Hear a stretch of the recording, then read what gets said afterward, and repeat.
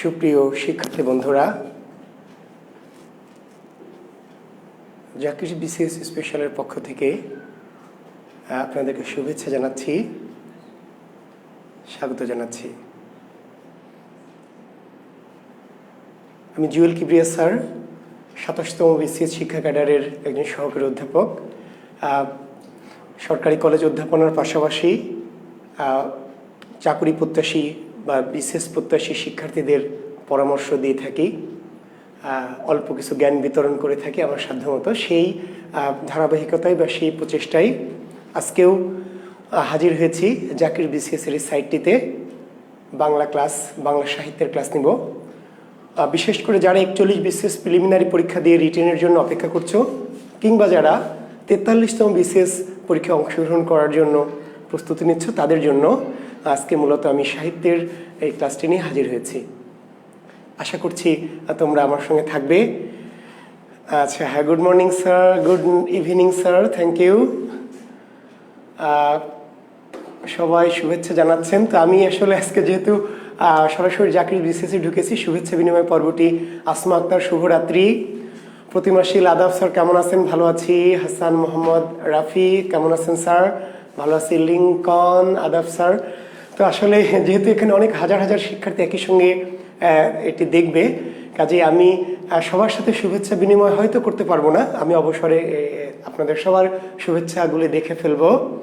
তো সবার জন্য আমি সালাম নিয়ে নিলাম। ওয়ালাইকুম আসসালাম ওয়া রাহমাতুল্লাহি ওয়া বারাকাতুহু। শব্দ ঠিক আছে? শব্দ ঠিক আছে কিনা? গোলাপি আক্তার, কেমন আছেন স্যার? হ্যাঁ গোলাপি, ভালো আছি। কাবিরুল হাসান, আসসালামু আলাইকুম স্যার। ওয়ালাইকুম আসসালাম, আমি ভালো আছি।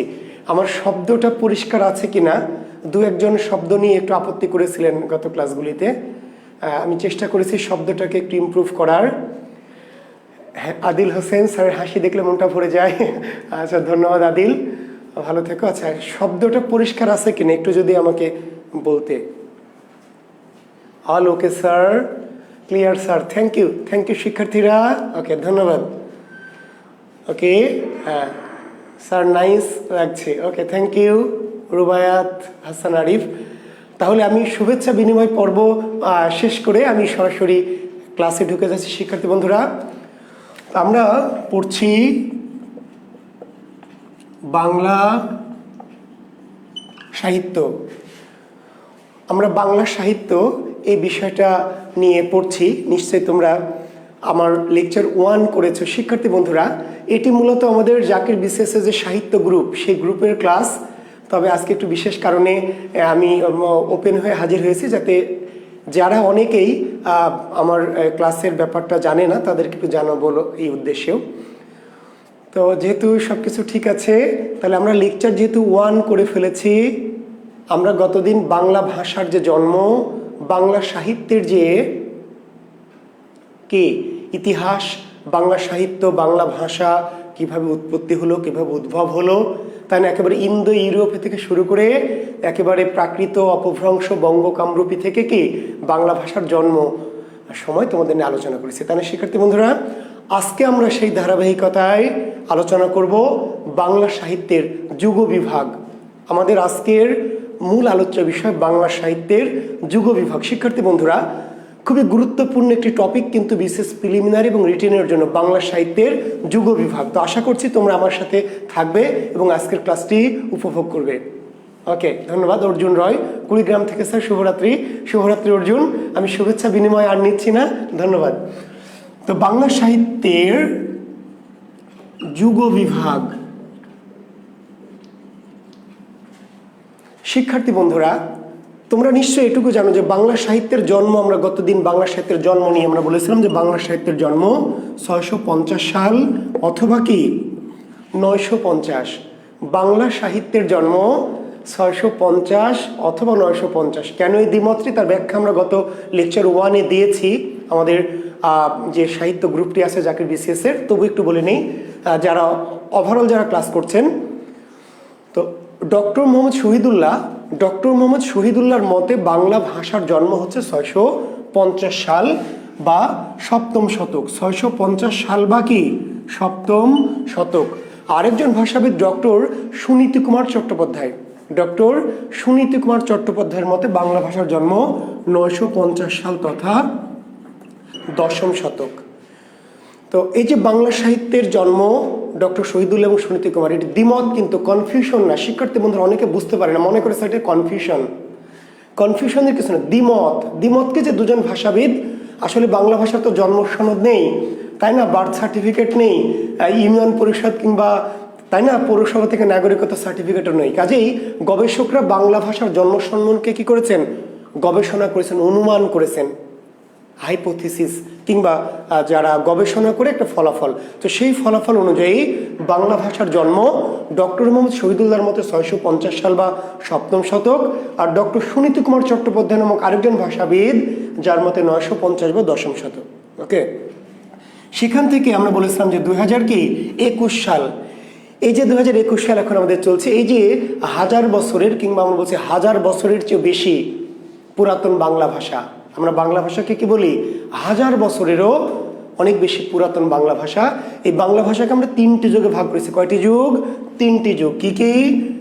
একটি যুগের নাম হচ্ছে প্রাচীন বা কি আদি যুগ, প্রাচীন বা আদি। একটি যুগের নাম মধ্যযুগ, আরেকটি যুগের নাম হলো আধুনিক যুগ। তাহলে বাংলা ভাষা এবং সাহিত্যের যুগ বিভাগ 3টি, প্রাচীন যুগ, মধ্যযুগ, আধুনিক যুগ। এর বাইরে আরেকটি অন্ধকার যুগ, সে সম্পর্কে বিস্তারিত আমরা আলোচনা করেছি গত ক্লাসটিতে, একদম ডিটেলস আলোচনা করেছি। কাজেই কেন অন্ধকার যুগ, অন্ধকার যুগের কারণ কি, অন্ধকার যুগে কারা কারা সাহিত্যিক ছিলেন, তো সেই দিকে আমি আর যাচ্ছি না। আমরা মূলত আজকে মূল যে 3টি ভাগ বাংলা সাহিত্যের, প্রাচীন বা আদি যুগ, মধ্যযুগ এবং আধুনিক যুগ। প্রাচীন যুগের ব্যাপ্তিকাল শিক্ষার্থী বন্ধুরা 650 বা 950 থেকে 1200। আমি এই কথা আবার বলছি যে কি একটি কথা বলছি যে কনফিউশন নয়, কিন্তু এটি দ্বিমত। অনেকে বলে স্যার আমরা 650 থেকে 1200 দিব নাকি 950 থেকে 1200 দিব, কোনটা দিব? তো যদি চাই ডক্টর শহীদুল্লাহর মতে প্রাচীন যুগের ব্যাপ্তিকাল কত, তাহলে 650 থেকে, ডক্টর সুনীতি কুমারের মতে কি বাংলা সাহিত্যের জন্ম কত সালে, তাহলে আপনারা দিবেন কি 950 সাল থেকে 1200। ঠিক আছে? তাহলে কাজে এটা কিন্তু কনফিউশন না। আর যদি কোনো মত না চাই শিক্ষার্থী বন্ধুরা, কোনো মত যদি না চাই, তাহলে আমরা কি করব, লিঙ্কটা দিয়েছে, তাহলে আমরা কি করব, দুটার যেটা থাকবে সেটাই উত্তর দিব। 650 থেকে 1200 আবার 950 থেকে 1200, এই দুটি হলো প্রাচীন যুগের ব্যাপ্তিকাল। এখন এই দুটির যদি যে কোনো একটি থাকে তাহলে যেটা থাকবে সেটাই দেওয়া যাবে। আর যদি মতামত চাই তাহলে শহীদুল্লাহর মত চাইলে 650 থেকে 1200, সুনীতি কুমারের মত চাইলে 950 থেকে 1200। শিক্ষার্থী বন্ধুরা, যদি মতামত উল্লেখ না করে এবং দুটি যদি দেওয়া থাকে, সেই ক্ষেত্রে আমরা উত্তর দিব কোনটি, 950 থেকে 1200। যদি বলেন স্যার কেন, তাহলে এটা বলবো যে আধুনিক যারা ভাষাবিদ, ডক্টর হুমায়ুন আজাদ, ডক্টর এনামুল হক, এই সমস্ত আধুনিক ভাষাবিদদের মতে 950 থেকে 1200 এই মতটা বেশি যুক্তিযুক্ত। ফলে যদি কোনো মত উল্লেখ না করে এবং দুটি উল্লেখ থাকে, তাহলে সেই ক্ষেত্রে আমরা এই দুটোর মধ্যে একটা বেছে নিতে চাইলে দেবো 950 থেকে 1200। তবে আমার যে অভিজ্ঞতা, তাতে কোনো বছরে এমন প্রশ্ন হয়নি যেখানে দুটি ছিল, দুটির মধ্যে যে কোনো কি একটা অপশন ছিল, কাজে যেটা থাকবে সেটা উত্তর দিবেন। ওকে, আমরা এখানে আবার যাব। মধ্যযুগের ব্যাপ্তিকাল 1201 থেকে 1800। মধ্যযুগের ব্যাপ্তিকাল 1200 থেকে 1800। শিক্ষার্থী বন্ধুরা, যদিও এখানে ডক্টর হুমায়ুন আজাদ তার লাল নীল দীপাবলি গ্রন্থটিতে একটু দ্বিমত পোষণ করেছেন। তিনি বলেছেন মধ্যযুগের ব্যাপ্তিকাল 1351 থেকে 1800। তো এই মতটি আসলে গ্রহণ করবেন এই জন্য যে ডক্টর হুমায়ুন আজাদ স্যার যেটি করেছেন যে তিনি অন্ধকার যুগটাকে একটু আলাদা করে নিয়েছেন। তাহলে আমরা কি যুগ 4টি বলবো? আসলে যুগ তো আমরা 4টি বলছি না, তাই না? যুগ আমরা বলছি কিন্তু 3টি, প্রাচীন যুগ, মধ্যযুগ, আধুনিক যুগ বলে আমরা মধ্যযুগের একটি বিশেষ 150 বছরকে নাম দিয়েছি কি অন্ধকার যুগ। তো কাজে এটি কিন্তু আলাদা অংশ নয়, আলাদা যুগ নয়, এটি মধ্যযুগেরই কি একটি অংশ। ফলে এটাকে আমরা মধ্যযুগের বাইরে, অর্থাৎ 1201 থেকে 1350, এটাকে মধ্যযুগের বাইরে রাখার কিন্তু কোনো সুযোগ নেই। বুঝতে পেরেছেন? মানে 1201 থেকে 1350 এটাকে মধ্যযুগের বাইরে ফেলার কোনো সুযোগ নেই। মধ্যযুগের মধ্যে, কিন্তু ওইটাকে একটু আলাদা করে একটা বিশেষ নাম দেওয়া হয়েছে অন্ধকার যুগ। আমি আবার বলছি কেন, কারণ কি, এই কাহিনীগুলো আমরা লেকচার 1-এ আলোচনা করেছি। আমাদের জাকির বিসিএস এর আমাদের যে সাহিত্যের গ্রুপটি আছে আমাদের সেখানে, তো যারা করেননি তারা সম্ভব হলে করে ফেলবেন আর কি, দেখে নেবেন।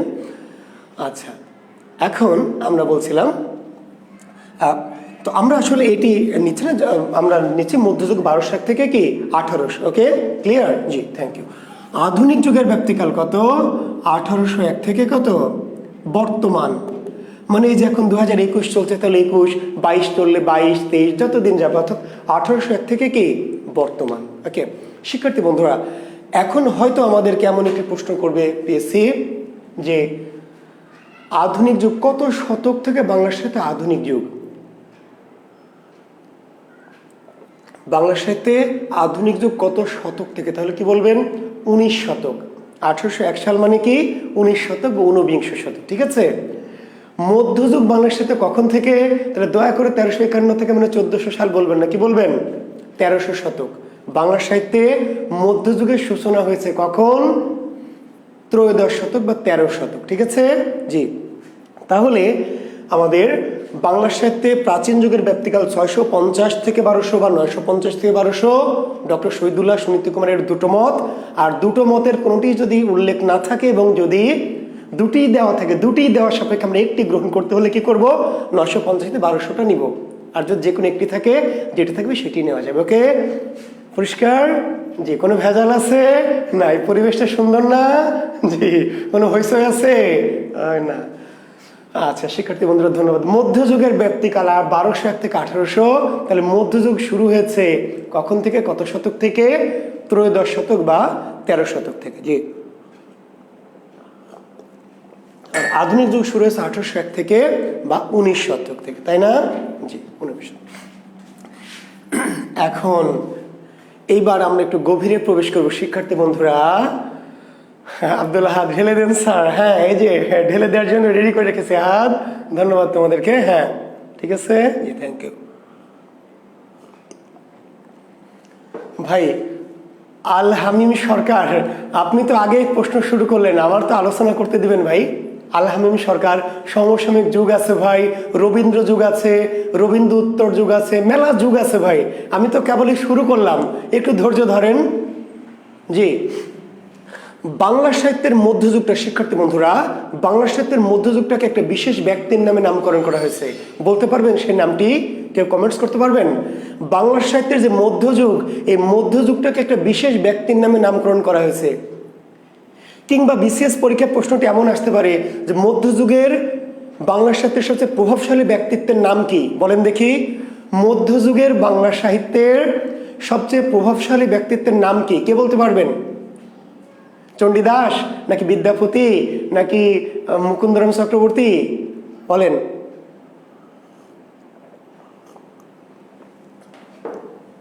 ওকে, থ্যাংক ইউ মনীষ শঙ্কর নয়ন। বাংলা সাহিত্যের প্রাচীন যুগের কোনো নামকরণ নাই, কিন্তু মধ্যযুগের। Thank you. Okay, Mofizul Haque, Rokeya Begum.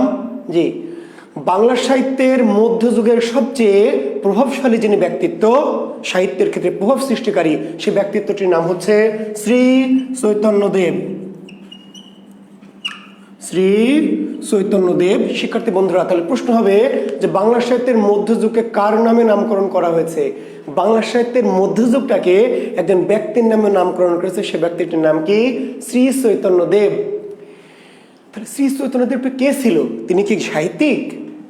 বলেন, শ্রী চৈতন্যদেব কি সাহিত্যিক নাকি ভাষাবিদ নাকি রাজা বাদশাহ? কে ছিলেন এই ভদ্রলোক যার নামে বাংলা সাহিত্যের মধ্যযুগটাকে নামকরণ করা হয়েছে? কে সে? এই যে শ্রী চৈতন্যদেব, যার নামে বাংলা সাহিত্যের মধ্যযুগটাকে নামকরণ করেছে, এই ভদ্রলোক কি সাহিত্যিক না সাহিত্যতাত্ত্বিক না ভাষাবিদ নাকি রাজা বাদশাহ না কি ছিলেন? তিনি জমিদার? কি ছিলেন? ইনি ছিলেন আসলে বৈষ্ণব ধর্মের প্রচারক। শ্রী চৈতন্যদেব ছিলেন ধর্ম প্রচারক। Thank you Hasan. শ্রী চৈতন্যদেব ছিলেন কোন ধর্মের প্রচারক? বৈষ্ণব ধর্ম। শিক্ষার্থী বন্ধুরা, বৈষ্ণব ধর্মের প্রচারক। বৈষ্ণব ধর্মটা কি? এটি আলাদা কোনো ধর্ম নয়, হিন্দু ধর্মের একটি কি বিশেষ শাখা। হিন্দু ধর্মের একটি বিশেষ মডিফাইড একটি রূপ হচ্ছে বৈষ্ণব ধর্ম। আর বৈষ্ণব ধর্মের বিষয়বস্তু কি? রাধাকৃষ্ণের প্রেমলীলা। বৈষ্ণব সাহিত্যের বা বৈষ্ণব ধর্মের বিষয়বস্তু কি? রাধাকৃষ্ণের কি? প্রেমলীলা। বুঝতে পারছেন? ওকে, থ্যাংক ইউ। তো এই যে শ্রী চৈতন্যদেব, এখন প্রশ্নটা হলো আমার যে কেন এই যিনি সাহিত্যিক না, এবং দেখেন আরেকটি প্রশ্ন করছি, কিছু কিছু বিষয় খেয়াল করবেন যে কে একচরণ সাহিত্য না লিখেও বাংলা সাহিত্যে স্থান লাভ করেছেন? কে একচরণ সাহিত্য না লিখেও বাংলা সাহিত্যের ইতিহাসে স্থান লাভ করেছেন? সেই ভদ্রলোকটির নাম হচ্ছে শ্রী চৈতন্যদেব। এই প্রসঙ্গে কিন্তু আরেকটি প্রশ্ন আসে যেটি আপনি কনফিউজড হবেন শিক্ষার্থী বন্ধুরা। কনফিউশন একটি বড় সমস্যা, সাহিত্যের ক্ষেত্রে বলি, ব্যাকরণের ক্ষেত্রে বলি। আপনি জানেন না, না জানাটা কিন্তু সমস্যা নয়। না জানা কোনো সমস্যা নয়। পৃথিবীতে একজন মানুষ সব কিছু জানবে না।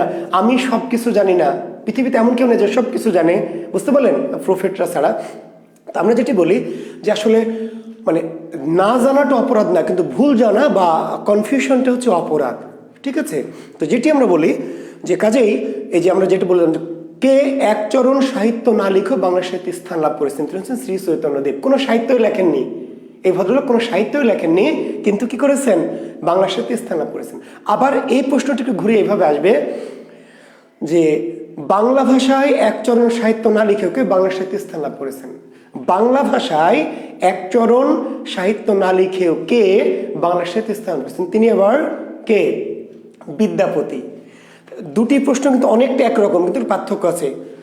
বাংলা সাহিত্যে একচরণ সাহিত্য না লিখেও যিনি সাহিত্যে স্থান লাভ করেছেন বাংলা সাহিত্যে, তিনি হলেন বিদ্যাপতি। বাংলা লেখনে লিখেছিলেন মৈথিলি ভাষায়, লিখেছেন প্রাকৃত ভাষায়, লিখেছেন সংস্কৃত ভাষায়, লিখেছেন ব্রজবুলি ভাষায়। তাহলে বিদ্যাপতি সাহিত্যিক, সাহিত্য লিখেছেন কিন্তু বাংলা ভাষায় লেখেননি। ওকে, তাহলে কোন ব্যক্তি বাংলা ভাষায় সাহিত্য না লিখেও, এই যে দেখেন নাসরিন খানম, এই যে ভুলের মধ্যে আছে, এই যে নাসরিন খাতুন ভুলের মধ্যে আছে, লিখছে যে বিদ্যাপতি হবে। ভুলের মধ্যে থাকলে কিছু করার নাই। তাহলে বিদ্যাপতি হবে কখন? যখন বিদ্যাপতি সাহিত্য লিখেছেন কিন্তু। তাহলে প্রশ্নটি হচ্ছে যে কোন ব্যক্তি বাংলা ভাষায় সাহিত্য না লিখেও সাহিত্যের ইতিহাসে স্থান লাভ করেছেন বাংলা সাহিত্যে? বিদ্যাপতি বাংলা ভাষায় সাহিত্য লেখেননি, কিন্তু সাহিত্য লিখেছেন। ওকে, আর শ্রী চৈতন্যদেব হলেন এমন একজন ব্যক্তি যেই ভদ্রলোক কোনো সাহিত্যই লেখেননি, কোনো ভাষায় কোনো সাহিত্য লেখেন। তাহলে কোন ব্যক্তি কোনো সাহিত্য না লিখেও বা একচরণ সাহিত্য না লিখেও সাহিত্যের ইতিহাসে স্থান লাভ করেছেন? তিনি হচ্ছেন শ্রী চৈতন্যদেব। আর কোন ব্যক্তি বাংলা ভাষায় বাংলা ভাষায় কি একচরণ সাহিত্য না লিখেও সাহিত্যে স্থান লাভ করেছেন? তিনি হলেন বিদ্যাপতি। তাহলে বিদ্যাপতি সাহিত্য লিখেছেন কিন্তু বাংলা ভাষায় না, তাহলে বাংলা ভাষায় সাহিত্য না লিখেও বাংলা সাহিত্যে স্থান লাভ করেছেন। ওকে, আর একজন কোনো সাহিত্য লেখেননি, শ্রী চৈতন্যদেব, তিনি আসলে সাহিত্যিক না, তো কেন লিখবেন? তিনি ধর্মপ্রচারক। ঠিক আছে, পরিষ্কার? তাহলে একটি সাহিত্য, কোনো সাহিত্য না লিখেও, একটি চরণ সাহিত্য না লিখেও যিনি বাংলা সাহিত্যে স্থান লাভ করেছেন, সেই ভদ্রলোকের নাম হচ্ছে শ্রী চৈতন্যদেব। ওকে, আর বাংলা ভাষায় সাহিত্য না লিখে স্থান লাভ করেছেন যিনি, তিনি হলেন বিদ্যাপতি। ওকে, থ্যাংক ইউ শিক্ষার্থী বন্ধুরা। তো শ্রী চৈতন্যদেব কেন, আমার প্রশ্ন হচ্ছে সেখানে শিক্ষার্থী বন্ধুরা যারা আছেন, দেখেন বিসিএস মানে কিন্তু হালকা কোনো প্রিপারেশন না। অনেকে বই পুস্তকের জানতে চাচ্ছেন কোন কোন বই। আমি বই গত ক্লাসে দেখিয়েছি, আজকে বলবো। বাজারের সস্তা মার্কা কিছু শর্টকাট টাইপ কিছু গাইড পড়ে কিন্তু বিসিএস প্রস্তুতি হবে না। যারা বিশেষ করে স্পেশাল বিশেষ প্রস্তুতি নেবেন তাদের সাহিত্যের জন্য একটু গভীরে পোস্ট করতে হবে, একটু সাগরে পোস্ট করতে হবে। তো কাজেই খুব অল্প স্বল্প পড়ে সাহিত্যটা যত দিন যাচ্ছে, নিশ্চয় যারা অ্যাকচুয়ালি বিশেষ পরীক্ষা দিয়েছেন বুঝতে পারছেন, যত দিন যাচ্ছে তত কিন্তু সাহিত্যটা গভীরে ঢুকে যাচ্ছে। কাজেই একেবারে হালকা পাতা সাদামাটা মানের প্রিপারেশন নিয়ে বিশেষ পরীক্ষা অন্তত বাংলা সাহিত্য কোশ্চেন কমন পাওয়া যাবে না। তো আমরা বই নিয়ে পরে কথা বলছি, শুধু আপনাদের বলে রাখি যে কেন এই যে শ্রী চৈতন্যদেব যিনি একজন ধর্মপ্রচারক, তার নামে কেন সাহিত্যের নামকরণ করতে হবে? তাহলে তার অনেক ধর্মপ্রচারক ছিলেন, আমাদের হযরত মুহাম্মদ সাল্লাল্লাহু আলাইহি সাল্লাম ছিলেন, গৌতম বুদ্ধ ছিলেন, তাই না? তারপর অন্যান্য আরো ধর্মের মহামানবরা আছেন, যীশু খ্রিস্ট আছেন। তাহলে একজন ধর্মপ্রচারকের নামে কেন বাংলা সাহিত্যের যুগ বিভাগের কেন নামকরণ করতে হবে? আসলে তিনি ধর্মপ্রচারক, এই জন্য বাংলা সাহিত্যে তার স্থান হয়নি। কেন হয়েছে? এবার আসি মূল কথায়। বাংলা সাহিত্যের মধ্যযুগে অনেক সাহিত্য আছে শিক্ষার্থী বন্ধুরা, দেখবেন মঙ্গল কাব্য আছে, কবিগান আছে, টপ্পা আছে, তাই না? তারপরে অনেক কিছু সাহিত্য আছে। কিন্তু মধ্যযুগের সবচেয়ে গুরুত্বপূর্ণ সাহিত্যটির নাম কি? কে বলবেন? মধ্যযুগের সবচেয়ে গুরুত্বপূর্ণ সাহিত্যটির নাম কি, বা মধ্যযুগের সবচেয়ে প্রভাবশালী সাহিত্য কোনটি বলেন? মধ্যযুগের সবচেয়ে দামি সাহিত্য শাখা কোনটি? সবচেয়ে দামি বলেন, কমেন্টস করেন দেখি।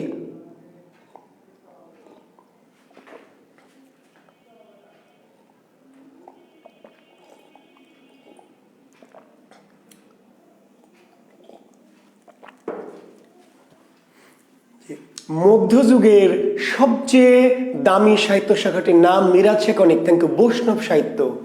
মধ্যযুগের সবচেয়ে প্রভাবশালী সাহিত্য বৈষ্ণব সাহিত্য। বৈষ্ণব পদাবলী। জি, থ্যাংক ইউ সৈয়দ নাহিদ হাসান। মধ্যযুগের সবচেয়ে প্রভাবশালী সাহিত্যটির নাম কি? বৈষ্ণব পদাবলী। বৈষ্ণব পদাবলী, বুঝতে পেরেছেন? আর এই বৈষ্ণব পদাবলীর বিষয়বস্তু কি? বৈষ্ণব ধর্ম। শিক্ষার্থী বন্ধুরা, মধ্যযুগের এই যে অনেক সাহিত্যের ভিড়ে সবচেয়ে দামি গুরুত্বপূর্ণ সাহিত্য ধারাটির নাম হচ্ছে বৈষ্ণব পদাবলী। আর বৈষ্ণব পদাবলী কি? বৈষ্ণব পদাবলীর বিষয় কি? বৈষ্ণব ধর্ম। এখন ভাবেন, বৈষ্ণব ধর্ম যদি না আসতো তাহলে বৈষ্ণব পদাবলী কেমনে হতো? বৈষ্ণব ধর্ম যদি না থাকতো তাহলে কি বৈষ্ণব পদাবলী আসতো? তাহলে বৈষ্ণব ধর্মের জনককে শ্রী চৈতন্য দেব। শ্রী চৈতন্য দেব বৈষ্ণব ধর্ম সৃষ্টি করেছিলেন বলেই সেই বৈষ্ণব ধর্মে যে রাধা কৃষ্ণের প্রেম লীলা, সেটা নিয়ে বাংলার সাথে বৈষ্ণব পদাবলী রচিত হলো। তার মানে শ্রী চৈতন্য দেব যদি বৈষ্ণব ধর্ম না সৃষ্টি করতেন তাহলে বৈষ্ণব পদাবলী রচিত হতো না। ফলে মধ্যযুগের সবচেয়ে দামি যে সাহিত্য ধারা, সবচেয়ে গুরুত্বপূর্ণ যে সাহিত্য বৈষ্ণব পদাবলী, এটি সৃষ্টির পিছনে সবচেয়ে বড় প্রভাব কার? শ্রী চৈতন্য দেবের। তিনি লেখেননি, তিনি কোনো সাহিত্য সৃষ্টি করেননি, কিন্তু মধ্যযুগের সবচেয়ে দামি গুরুত্বপূর্ণ যে সাহিত্য বৈষ্ণব পদাবলী, এটা সৃষ্টি হয়েছে কেন? বৈষ্ণব ধর্মের উপর ভিত্তি করে। আর বৈষ্ণব ধর্ম বানিয়েছেন কে? শ্রী চৈতন্য দেব। ফলে মনে করা হলো শ্রীকৃষ্ণ কীর্তন মধ্যযুগের সবচেয়ে প্রাচীন নিদর্শন। মধ্যযুগের প্রাচীন। তমা খান, শ্রীকৃষ্ণ কীর্তন হচ্ছে মধ্যযুগের প্রাচীন নিদর্শন। মধ্যযুগের প্রাচীন, জি। আর মধ্যযুগের সবচেয়ে গুরুত্বপূর্ণ দামি সাহিত্য নিদর্শন হচ্ছে বৈষ্ণব পদাবলী। ওকে, তাহলে যদি শ্রী চৈতন্যদেব বৈষ্ণব ধর্ম না সৃষ্টি করতেন তাহলে বৈষ্ণব পদাবলীর জন্ম হতো না। ফলে মনে করা হলো যে মধ্যযুগের সবচেয়ে যে দামি গুরুত্বপূর্ণ এই সাহিত্য বৈষ্ণব পদাবলী, এটি সৃষ্টির পিছনে কি শ্রী চৈতন্যদেবের ব্যাপক ভূমিকা বা প্রভাব। ফলে বাংলা সাহিত্যের মধ্যযুগটাকে নামকরণ করা হয়েছে কার নামে? জি, শ্রী চৈতন্য দেবের নামে। তো এই মধ্যযুগকে তো একটু বলে রাখি, শ্রী চৈতন্য দেবের একটু সংক্ষেপে বলি। জন্ম কত সালে? 1486 সালে। 1486 সালে নদিয়া বা নবদ্বীপ। শ্রী চৈতন্য দেবের জন্ম 1486 সালে নদিয়া বা নবদ্বীপে। একজন শিক্ষার্থী আমাকে কমেন্ট করেছে, স্যার আমার বাড়ি নদিয়াতে। তো ধন্যবাদ শিক্ষার্থী বন্ধু তোমাকে। আর মৃত্যুবরণ করেছেন কত সালে? 1533 সালে পুরী, ভারতের পুরীতে। এই শ্রী চৈতন্য দেব জন্মগ্রহণ করেছেন 1486 সালে নদিয়া বা নবদ্বীপে, আর মৃত্যুবরণ করেছেন 1533 সালে পুরীতে। এই তথ্যগুলি বাংলাতে শুধু না, অনেক সময় সাধারণ জ্ঞানের প্রশ্ন হয়। আমার মনে আছে আমি যখন 27তম বিসিএস পরীক্ষা দেই, 27তম বিসিএসে আমি কোয়ালিফাই করেছিলাম। জি, জীবনে একটাই বিসিএস দিয়েছি, 27 বিসিএস। তো সেখানে মনে আছে আমার এখনো যে গৌতম বুদ্ধের জন্ম কোথায় প্রশ্ন আছে, দেখবেন 27 বিসিএসের সাধারণ জ্ঞান প্রশ্ন দেখবেন গৌতম বুদ্ধের জন্ম কোথায় প্রশ্ন দেখবেন, উত্তর নেপালের লুম্বিনী। তাই না? জি। মৃত্যু কোথায় আসতে পারে? নেপালের কুশীনগর। আবার চৈতন্যদেবের জন্ম 1406 সালে নদিয়া বা নবদ্বীপ, আর মৃত্যু 1533 সালে পুরীতে। জি। তো এই শ্রী চৈতন্যদেব যিনি বাংলা সাহিত্যের মধ্যযুগের সবচেয়ে প্রভাব সৃষ্টিকারী ব্যক্তিত্ব, কারণ তিনি এই মধ্যযুগে বৈষ্ণব ধর্ম সৃষ্টি করেছিলেন। আর বৈষ্ণব ধর্ম সৃষ্টি করেছিলেন বিধায় এই ধর্মের রাধা কৃষ্ণের প্রেম লীলাকে নিয়ে কি বৈষ্ণব পদাবলী রচিত হয়েছে। বিষয়বস্তুতে পার্থক্য নেই। Sakib Hossain, thank you. বৈষ্ণব পদাবলী শ্রীকৃষ্ণ কীর্তনের বিষয়বস্তু এক, ধন্যবাদ প্রশ্ন করার জন্য। বৈষ্ণব পদাবলীর বিষয়বস্তু কি? রাধাকৃষ্ণের প্রেমলীলা। শ্রীকৃষ্ণ কীর্তন কাব্যের বিষয়বস্তু কি? রাধাকৃষ্ণের প্রেমলীলা। কিন্তু পার্থক্য হলো জীবন দৃষ্টিতে, দর্শন। শ্রীকৃষ্ণ কীর্তন একেবারে ডাইরেক্ট মানব মানবীর প্রেম, আর বৈষ্ণব পদাবলী মানব মানবীর প্রেম না, জীবাত্মার সাথে পরমাত্মার প্রেম। আবার ভালো করে বলছি, দুটিরই বিষয় এক, রাধাকৃষ্ণের প্রেমলীলা। কিন্তু একটা হলো শ্রীকৃষ্ণ কীর্তন কাব্যের, এটা হলো সাধারণ প্রেম, সেখানে কোনো তত্ত্ব নেই, আধ্যাত্মিকতা নেই, এমনি সাধারণ প্রেম, কৃষ্ণের সাথে রাধার প্রেম মিলন ইত্যাদি। আর বৈষ্ণব পদাবলীর যে রাধাকৃষ্ণ, সে রাধাকৃষ্ণ মানব মানবী না, কি জীবাত্মার পরমাত্মা। তো সেই তত্ত্ব আমি যখন আলোচনা করব ডিটেলস, বৈষ্ণব পদাবলী পড়াবো আপনাদের শিক্ষার্থী বন্ধুরা, জি, যখন আমি বৈষ্ণব পদাবলী পড়াবো আপনাদের বুঝিয়ে দিব যে বৈষ্ণব পদাবলীর সাথে শ্রীকৃষ্ণ কীর্তনের পার্থক্যকে। আমি পার্থক্যটা সংক্ষেপে বোঝালাম যে রাধাকৃষ্ণের শ্রীকৃষ্ণ কীর্তন কাব্যের প্রেমটা হচ্ছে সাধারণ প্রেম, আর বৈষ্ণব পদাবলী রাধাকৃষ্ণের প্রেমটা কি? জীবাত্মার সাথে পরমাত্মার, ধর্মীয়, বৈষ্ণব ধর্মের যে আদর্শ সেটি। সে পার্থক্যটা আমি ওই সাহিত্যটা পড়িয়ে আপনাদের পরিষ্কার করতে হবে। জি, তো এখন এই যে বাংলা সাহিত্যের যে মধ্যযুগ, এই মধ্যযুগটাকে নামকরণ করা হয়েছে চৈতন্যদেব নামে, এবং 3 ভাগে ভাগ করা হয়েছে। বাংলা সাহিত্যের মধ্যযুগকে নামকরণ করা হয়েছে কয় ভাগে? 3 ভাগে। কি কি? একটির নাম হচ্ছে চৈতন্য যুগ। আসলে যুগ বলাটা ভুল না, চৈতন্য পর্ব বলা উচিত, কারণ যুগের ভাগকে আবার যুগ আমরা বলা উচিত না, কিন্তু বই পুস্তকে বলা আছে চৈতন্য যুগ, মনে থাকবে। আসলে যুগের আবার ভাগ, সেটা আসলে যুগ না, পর্ব, চৈতন্য পর্ব, কিন্তু বইয়ে যেহেতু চৈতন্য যুগই বলা আছে। হ্যাঁ, সাব্বির তুষার প্রেম লীলা, ঠিক আছে, লীলা তো বোঝো নাকি? হ্যাঁ, সবই তো বোঝো, আমি আর ব্যাখ্যায় যাচ্ছি না। আমি যখন বৈষ্ণব পদাবলী পড়াবো, শ্রীকৃষ্ণ কীর্তন পড়াবো, তখন লীলা বুঝাই দিব, ঠিক আছে। চৈতন্য যুগ, একটির নাম হলো চৈতন্য পূর্ব যুগ, আরেকটির নাম হচ্ছে চৈতন্য পরবর্তী যুগ। চৈতন্য পরবর্তী যুগ। তার বাংলা সাহিত্যের যে মধ্যযুগ, এই যে 1201 থেকে 1800, বাংলা সাহিত্যের যে মধ্যযুগ 1201 থেকে 1800, এটাকে আমরা 3টা ভাগে ভাগ করেছি। কয়টা ভাগে? 3টি ভাগে। কি কি? কার নামে নামকরণ করেছি? চৈতন্য দেবের নামে। চৈতন্য দেবের নামে আর নামকরণ করে এটাকে 3 ভাগে ভাগ করেছি: চৈতন্য যুগ, চৈতন্য পূর্ব যুগ এবং চৈতন্য পরবর্তী যুগ। ওকে, এখন প্রশ্ন হবে প্রিলিমিনারিতে শিক্ষার্থী বন্ধুরা, বাংলা সাহিত্যে চৈতন্য যুগের ব্যাপ্তিকাল নিচের কোনটি? বাংলা সাহিত্যে চৈতন্য যুগের ব্যাপ্তিকাল নিচের কোনটি? আমরা বললাম চৈতন্য জন্ম 1486 সালে, কিন্তু চৈতন্য যুগ 1486 থেকে নয়। চৈতন্য যুগ কখন থেকে? 1501 থেকে 1600। এখন কেউ যদি বলে চৈতন্যের জন্ম 1486 সালে, জন্মিয়ে কিন্তু তিনি যুগের মালিক হননি, বোঝা গেছে? জন্ম 1486 সালে, কিন্তু যুগ হতে হলে তাকে কি করতে হয়েছে? চৈতন্য হতে হয়েছে। ওকে, তো চৈতন্য সম্পর্কে আমরা আরো ডিটেলস আলোচনা করব। চৈতন্য জীবনী আমাদের আছে, চৈতন্য জীবনী সাহিত্য। চৈতন্য জীবনী সাহিত্য যখন আমরা যাব, এই চৈতন্যদেবের নাম কিন্তু কি চৈতন্য নয়। চৈতন্যদেবের নাম কি? চৈতন্যদেবের নাম হচ্ছে বিশ্বম্ভর মিশ্র। শ্রী চৈতন্যের প্রকৃত নাম কি না 1700 না, নাসের আল মাহমুদ 1700 না ভাই। আমি জানি কোন একটা তথ্যে 1700 পেয়েছেন, আসলে ঠিক 1700 না। চৈতন্য যুগ হচ্ছে 1501 থেকে 1600। যদিও এখানে দ্বিমত আছে, ঠিকই বলেছেন, কোন কোন বইয়ে 1500 থেকে 1700 আছে, তবে বাংলা মূলত চৈতন্য যুগ 1501 থেকে 1600 পর্যন্ত। জি, 1500 থেকে 1600, 100 বছর বাংলার সাথে চৈতন্য যুগ। আর চৈতন্য পূর্ব যুগ কত? অঙ্ক করে বের করবেন। আপনি শুধু মনে রাখবেন কি চৈতন্য যুগ 1501 থেকে 1600 চৈতন্য যুগ, আর মধ্যযুগের প্রথম অংশটুকু কত? 1201 থেকে 1500 পর্যন্ত চৈতন্য পূর্ব, আর পর কতটুকু? 1601 থেকে 1800। আপনার এই দুটো সাল কিন্তু মুখস্থ করে রাখতে হবে না, আপনাকে ওই দুটি সাল মুখস্থ করে রাখতে হবে না, বোঝা গেছে শিক্ষার্থী বন্ধুরা? জি, আসলে আপনি চৈতন্য যুগটা মনে রাখবেন, 1501 থেকে 1600 চৈতন্য যুগ। 1500 থেকে 1600 চৈতন্য যুগ। যদি তাই হয় তাহলে যদি চৈতন্য পূর্ব আর পরবর্তী চাই তাহলে কি করবেন, অঙ্ক করে বের করে দেবেন। ওই যে মধ্যযুগ 1200 থেকে 1800, তাহলে এইটা যদি চৈতন্য যুগ হয় তাহলে এর আগের টুকু চৈতন্য পূর্ব যুগ আর পরের টুকু কি চৈতন্য পরবর্তী যুগ, পরের টুকু চৈতন্য পরবর্তী যুগ। বুঝতে পেরেছেন? এখন পরীক্ষা কি করবে, আপনাকে বিপাকে ফেলবে, বিপদে ফেলবে। কেমনে? প্রশ্ন করবে প্রাক চৈতন্য যুগ কোনটি, প্রশ্ন করবে প্রাক চৈতন্য যুগ কোনটি। এখন বলবেন স্যার আপনি পড়লেন চৈতন্য পূর্ব, তো চৈতন্য পূর্ব যুগের অপর নাম কি?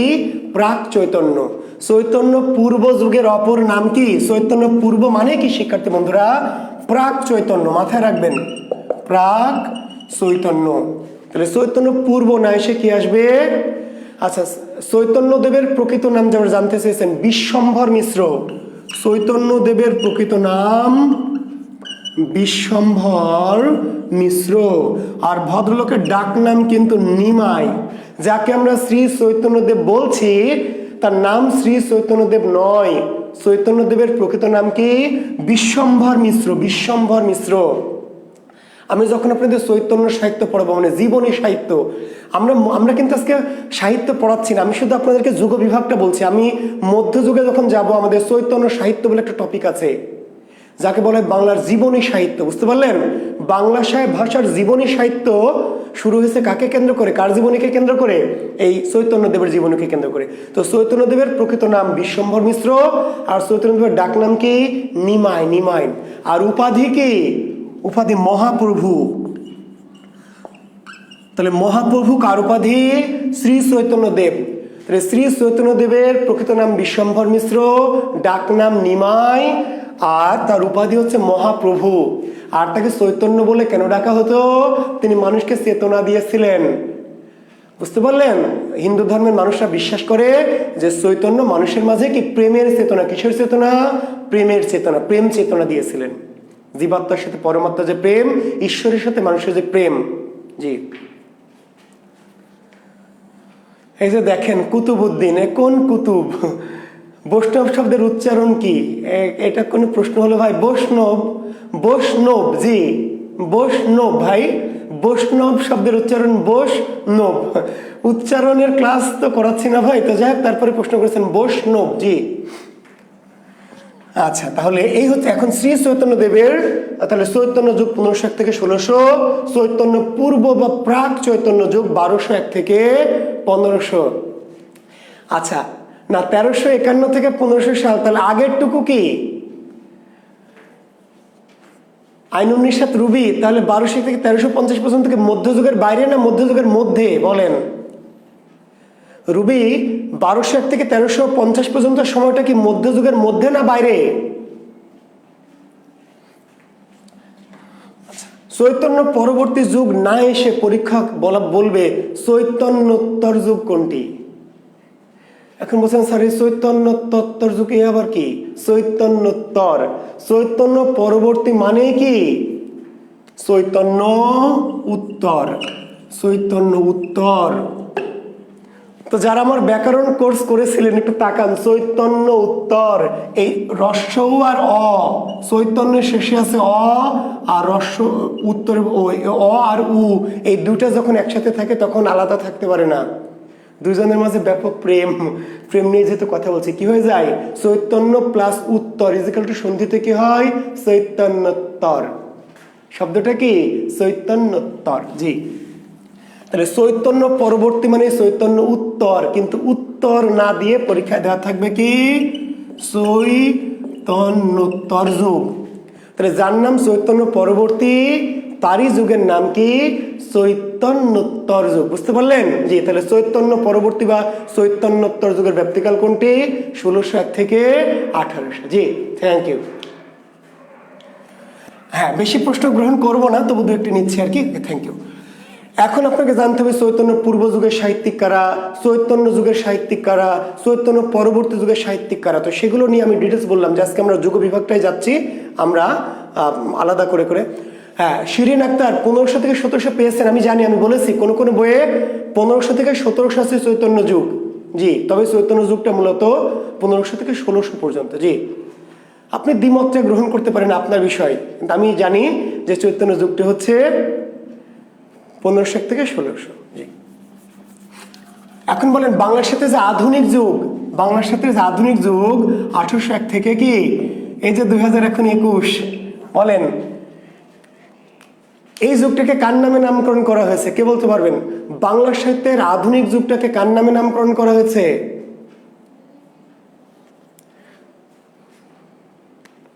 আচ্ছা, আমার নাম্বার চেয়েছেন কেউ কেউ, আমি একটু বলে দিই, 01712337554। এটি আমার পার্সোনাল নাম্বার। অনেকে নাম্বার আমি একবারই বলে নিচ্ছি, 01712337554। এটি আমার পার্সোনাল নাম্বার। যদি আপনারা প্রয়োজন মনে করেন, কোনো বিষয়ে কনফিউশন হন, যোগাযোগ করবেন। জি, আর আমাদেরকে সাইট আছে জাকির বিসিএস স্পেশাল, যে এখানে আপনারা ক্লাসটা দেখছেন, আমরা একটা সাহিত্যের কোর্স করাচ্ছি এখানে, অলরেডি শুরু করেছি। গতকাল একটা ক্লাস হয়েছে, গতকাল, আর আজকে সেকেন্ড ক্লাস চলছে। এইভাবে সপ্তাহের 3 দিন, শনি সম্বুধ 3 দিন রাত 9টা থেকে এই ক্লাসগুলি চলবে। মোট 40টি ক্লাস, মোট সাহিত্যের 40টি ক্লাস হবে এবং পরীক্ষা হবে আর কি, যতগুলি প্রয়োজন মনে করছি আমরা। তো আপনারা যারা আমাদের জাকির বিসিএস এর সাইটে দেখবেন, আমাদের একটা নোটিশ দেওয়া আছে, বিজ্ঞাপন দেওয়া আছে। যারা আগ্রহী মনে করবেন, যারা মনে করেন যে স্যারের কাছে পড়লে আমরা শিখতে পারবো বা জানতে পারবো, এটি দরকার আছে, তাহলে তারা এটি বিসিএস রিটেনের যে 30 নম্বর সাহিত্যের, সেটি আমরা কভার করব, প্লাস প্রিলিমিনারি বা অন্যান্য জবের। তো আপনারা যারা আগ্রহী, তারা জাকির বিসিএস এর এই সাইট থেকে আমাদের ভর্তির প্রক্রিয়াটা জেনে নেবেন, কারণ এটি আমরা আজকে দিচ্ছি। আগামী দিন থেকে আমাদের ক্লাসগুলো শুধু প্রাইভেট গ্রুপেই হবে। আমরা জাস্ট একটু প্রচারের জন্য ক্লাসটি সরাসরি দিয়েছি। তো যারা আমাদের গ্রুপে ভর্তি হননি, অলরেডি আমরা 1000 স্টুডেন্ট পেয়ে গেছি। তারপরেও যারা ভর্তি হতে চান, আমরা আরও 2 দিন সুযোগ পাবেন, আগামী বুধবার পর্যন্ত সুযোগ পাবেন, যে আপনারা চাইলে আমাদের জাকির বিসিএসে ঢুকে, যে নোটিশ আছে সেখান থেকে ঢুকে আপনারা জি ক্লাস করতে পারবেন 500 টাকা বিকাশ করে। জি, তো ধন্যবাদ, আমরা ক্লাসে যাচ্ছি আবার। তো শিক্ষার্থী বন্ধুরা, তাহলে আমরা বলছিলাম যে বাংলা, আপনারা অনেকে উত্তর দিয়েছেন রবীন্দ্রনাথ ঠাকুর। জি, বাংলা সাহিত্যের আধুনিক যুগটাকে নামকরণ করা হয়েছে কার নামে? রবীন্দ্রনাথ ঠাকুরের নামে। তো কেন তার ব্যাখ্যার দরকার নেই? মধ্যযুগটা শ্রী চৈতন্যদেবের নামে, কেন তার ব্যাখ্যা দিয়েছি? কারণ শ্রী চৈতন্যদেবের নাম আপনারা জানেন না, কেন তার নামে নামকরণ করলো? ধর্ম প্রচারকের নামে কেন সাহিত্যের নামকরণ করা হলো, তার জন্য ব্যাখ্যা দিয়েছি। কিন্তু রবীন্দ্রনাথের নামে কেন নামকরণ করা হলো, এর ব্যাখ্যার তো দরকার নাই। তাও যদি কেউ জানতে চান রবীন্দ্রনাথ ঠাকুরের নামে কেন, মাইকেলের নামে কেন নয়, বিদ্যাসাগরের নামে কেন নয়, নজরুলের নামে কেন নয়, তার উত্তর হচ্ছে একটা সিম্পল উত্তর, যে বাংলা সাহিত্যে কোটি গ্রন্থ বা লক্ষ সাহিত্যিক, তার মধ্যে একজন সাহিত্যিক যিনি নোবেল পুরস্কার পেয়েছেন, তিনি হলেন রবীন্দ্রনাথ। সিম্পল উত্তর। বাংলা সাহিত্যে লক্ষ লক্ষ সাহিত্যিকের ভিড়ে একজন সাহিত্যিক যিনি নোবেল পুরস্কার পেয়েছেন, কাজে তার নামে বাংলা সাহিত্যের আধুনিক যুগটাকে নামকরণ করা হয়েছে। কাজে এই ক্ষেত্রে আরো অধিক ব্যাখ্যার দরকার নেই। জি, তো রবীন্দ্রনাথের নামে নামকরণ করে এই বাংলা সাহিত্যের অনন্য কারণ, থ্যাংক ইউ, কারণ নোবেল পুরস্কার পেয়েছেন একজন সাহিত্যিককে, যে তার নামে আধুনিক যুগটাকে নামকরণ করা হয়েছে। এখানে কোনো আমাদের আর অতিরিক্ত ব্যাখ্যার দরকার নেই। জি, তাই রবীন্দ্রনাথের নামে নামকরণ করে আধুনিক যুগটাকে আমরা 3 ভাগে ভাগ করেছি। কয় ভাগে? 3 ভাগে। কি? ওই একইভাবে শিক্ষার্থী বন্ধু, একইভাবে একটু হলো রবীন্দ্র যুগ। তবে আমি আবার বলছি, রবীন্দ্র যুগ না বলে রবীন্দ্র পর্ব বলাটা বেশি যুক্তিযুক্ত আমার মতে। তবে যেহেতু বই পুস্তকে রবীন্দ্র যুগই বলা আছে, কিন্তু রবীন্দ্র পর্ব কেন আমি বলার পক্ষপাতী, কারণ যুগের যে ভাগ, তাকে আবার যুগ বলাটা আমার কাছে ভালো লাগে না। পর্ব, যুগের ভাগকে আমরা পর্ব, তবু যেহেতু বই পুস্তকে এভাবে আছে, তো এই বাংলা সাহিত্যের আধুনিক যুগটাকে 3 ভাগে ভাগ করা হয়েছে রবীন্দ্রনাথের নামকরণ করে।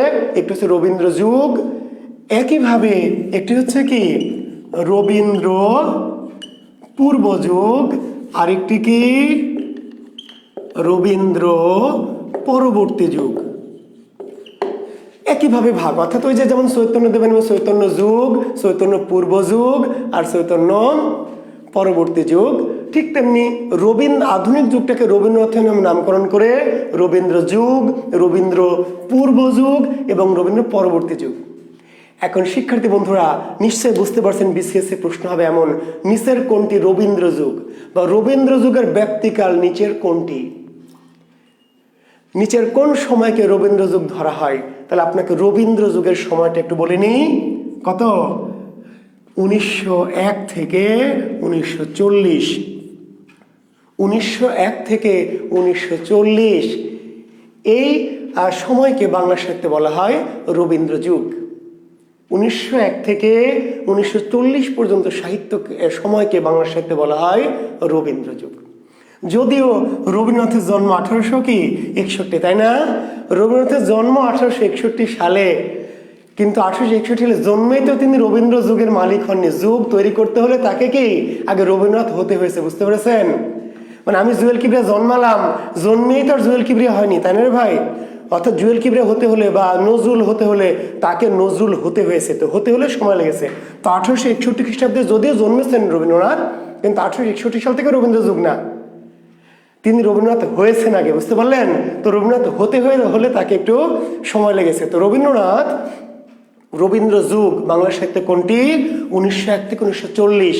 তাহলে বাংলা সাহিত্যে রবীন্দ্র যুগের ব্যাপ্তিকাল কত বছর, বা বাংলা সাহিত্যে কত বছর ব্যাপী রবীন্দ্র যুগ ছিল? তার উত্তর কি? 40 বছর। বাংলা সাহিত্যে রবীন্দ্র যুগের ব্যাপ্তিকাল কত?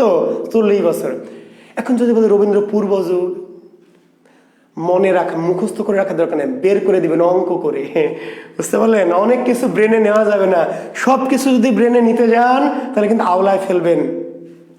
তাহলে আপনি রবীন্দ্র যুগটা নিলেন 1901 থেকে 1940, 40 বছর রবীন্দ্র যুগ। তাহলে রবীন্দ্র পূর্ব যুগ কোনটুকু অঙ্ক করে বের করবেন? ওই যে ভাই সিম্পল, 1801 থেকে 1900 পর্যন্ত রবীন্দ্র পূর্ব যুগ। তাহলে রবীন্দ্র পরবর্তী যুগ কোনটি? রবীন্দ্র পরবর্তী যুগ 1941 থেকে কি বর্তমান। কোনো সন্দেহ আছে? কোনো ডাউট আছে? নাই। কি পরিবেশটা সুন্দর না? চা খাবেন কি? শিক্ষার্থীরা ঢেলে দিব? আচ্ছা, না, ঠিক আছে।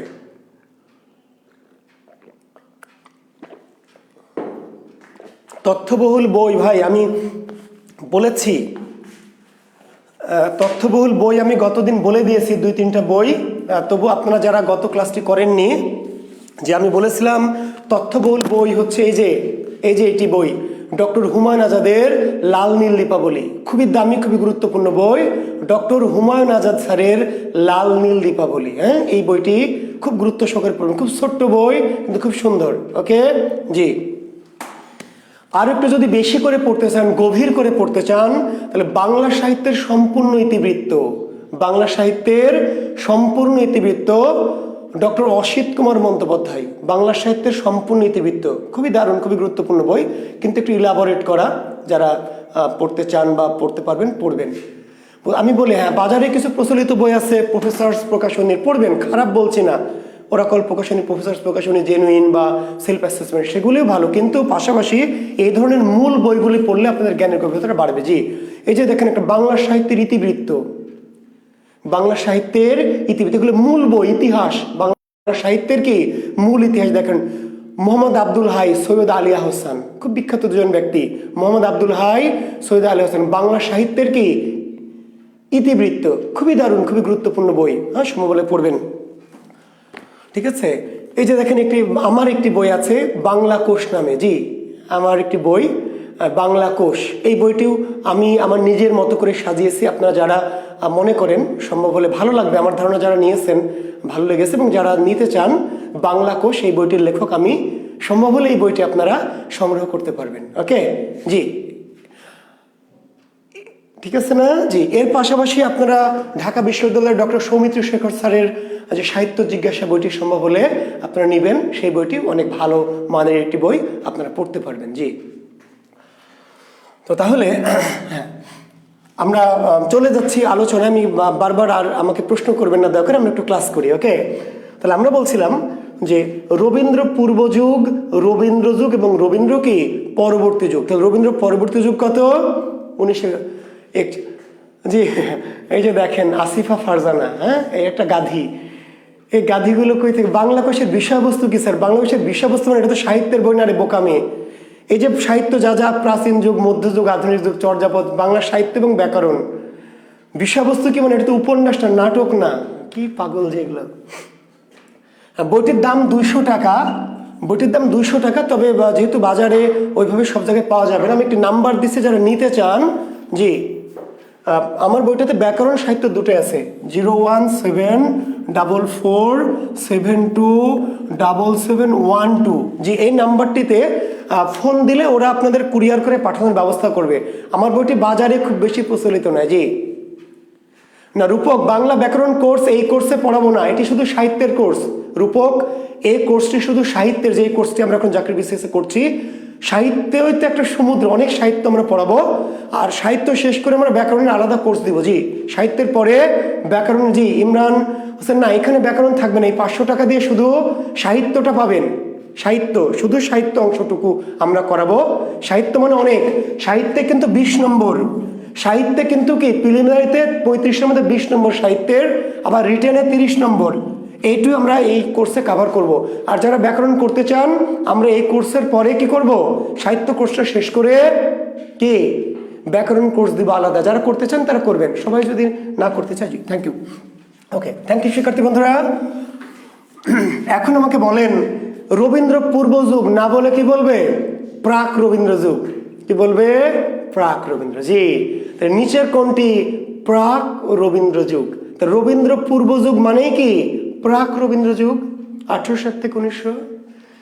রবীন্দ্র পরবর্তী যুগ না বলে কি বলবে, জি আনন্দ, কারণ আপনারা করেছেন আর করার দরকার নেই, তারপরে করতে চাইলে আপনাদের জন্য দরজা খোলা থাকবে। জি, রবীন্দ্র পরবর্তী যুগ না বলে ওই যে বলবে রবীন্দ্রোত্তর যুগ। নিচের কোনটি?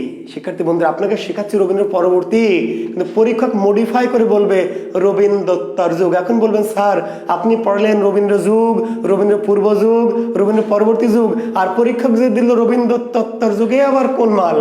রবীন্দ্র পরবর্তী মানে রবীন্দ্র উত্তর, উত্তর মানে পরে, বুঝতে পারলেন?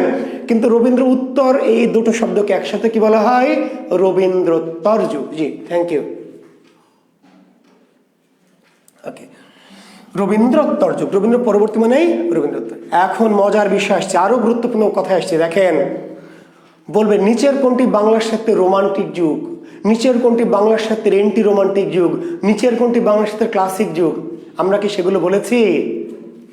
তাহলে দেখেন, এই যুগগুলোর আবার কিন্তু কিছু কিছু আলাদা নাম আছে।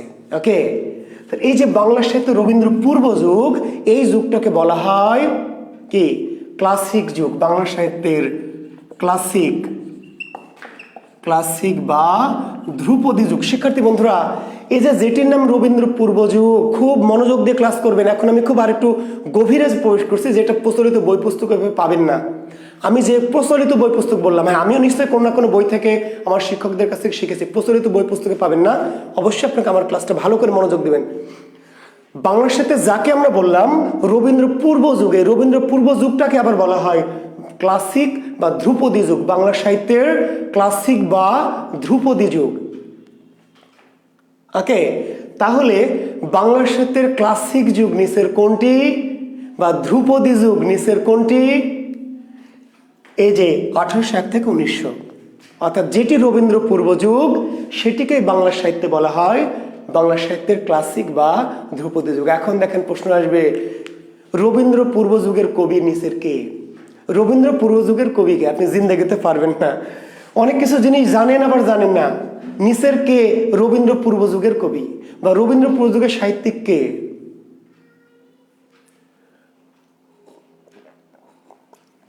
রবীন্দ্র পূর্ব যুগের সাহিত্যিকে রবীন্দ্রনাথের গুরুকে বলেন তো শিক্ষার্থী বন্ধুরা, রবীন্দ্রনাথের গুরুকে দেখি, লেখেন দেখি কে পারেন। রবীন্দ্রনাথের গুরুকে, রবীন্দ্রনাথ কার শিষ্য? কমেন্টসে লেখেন দেখি, আপনাদের জ্ঞানের বহর একটু দেখে নিই।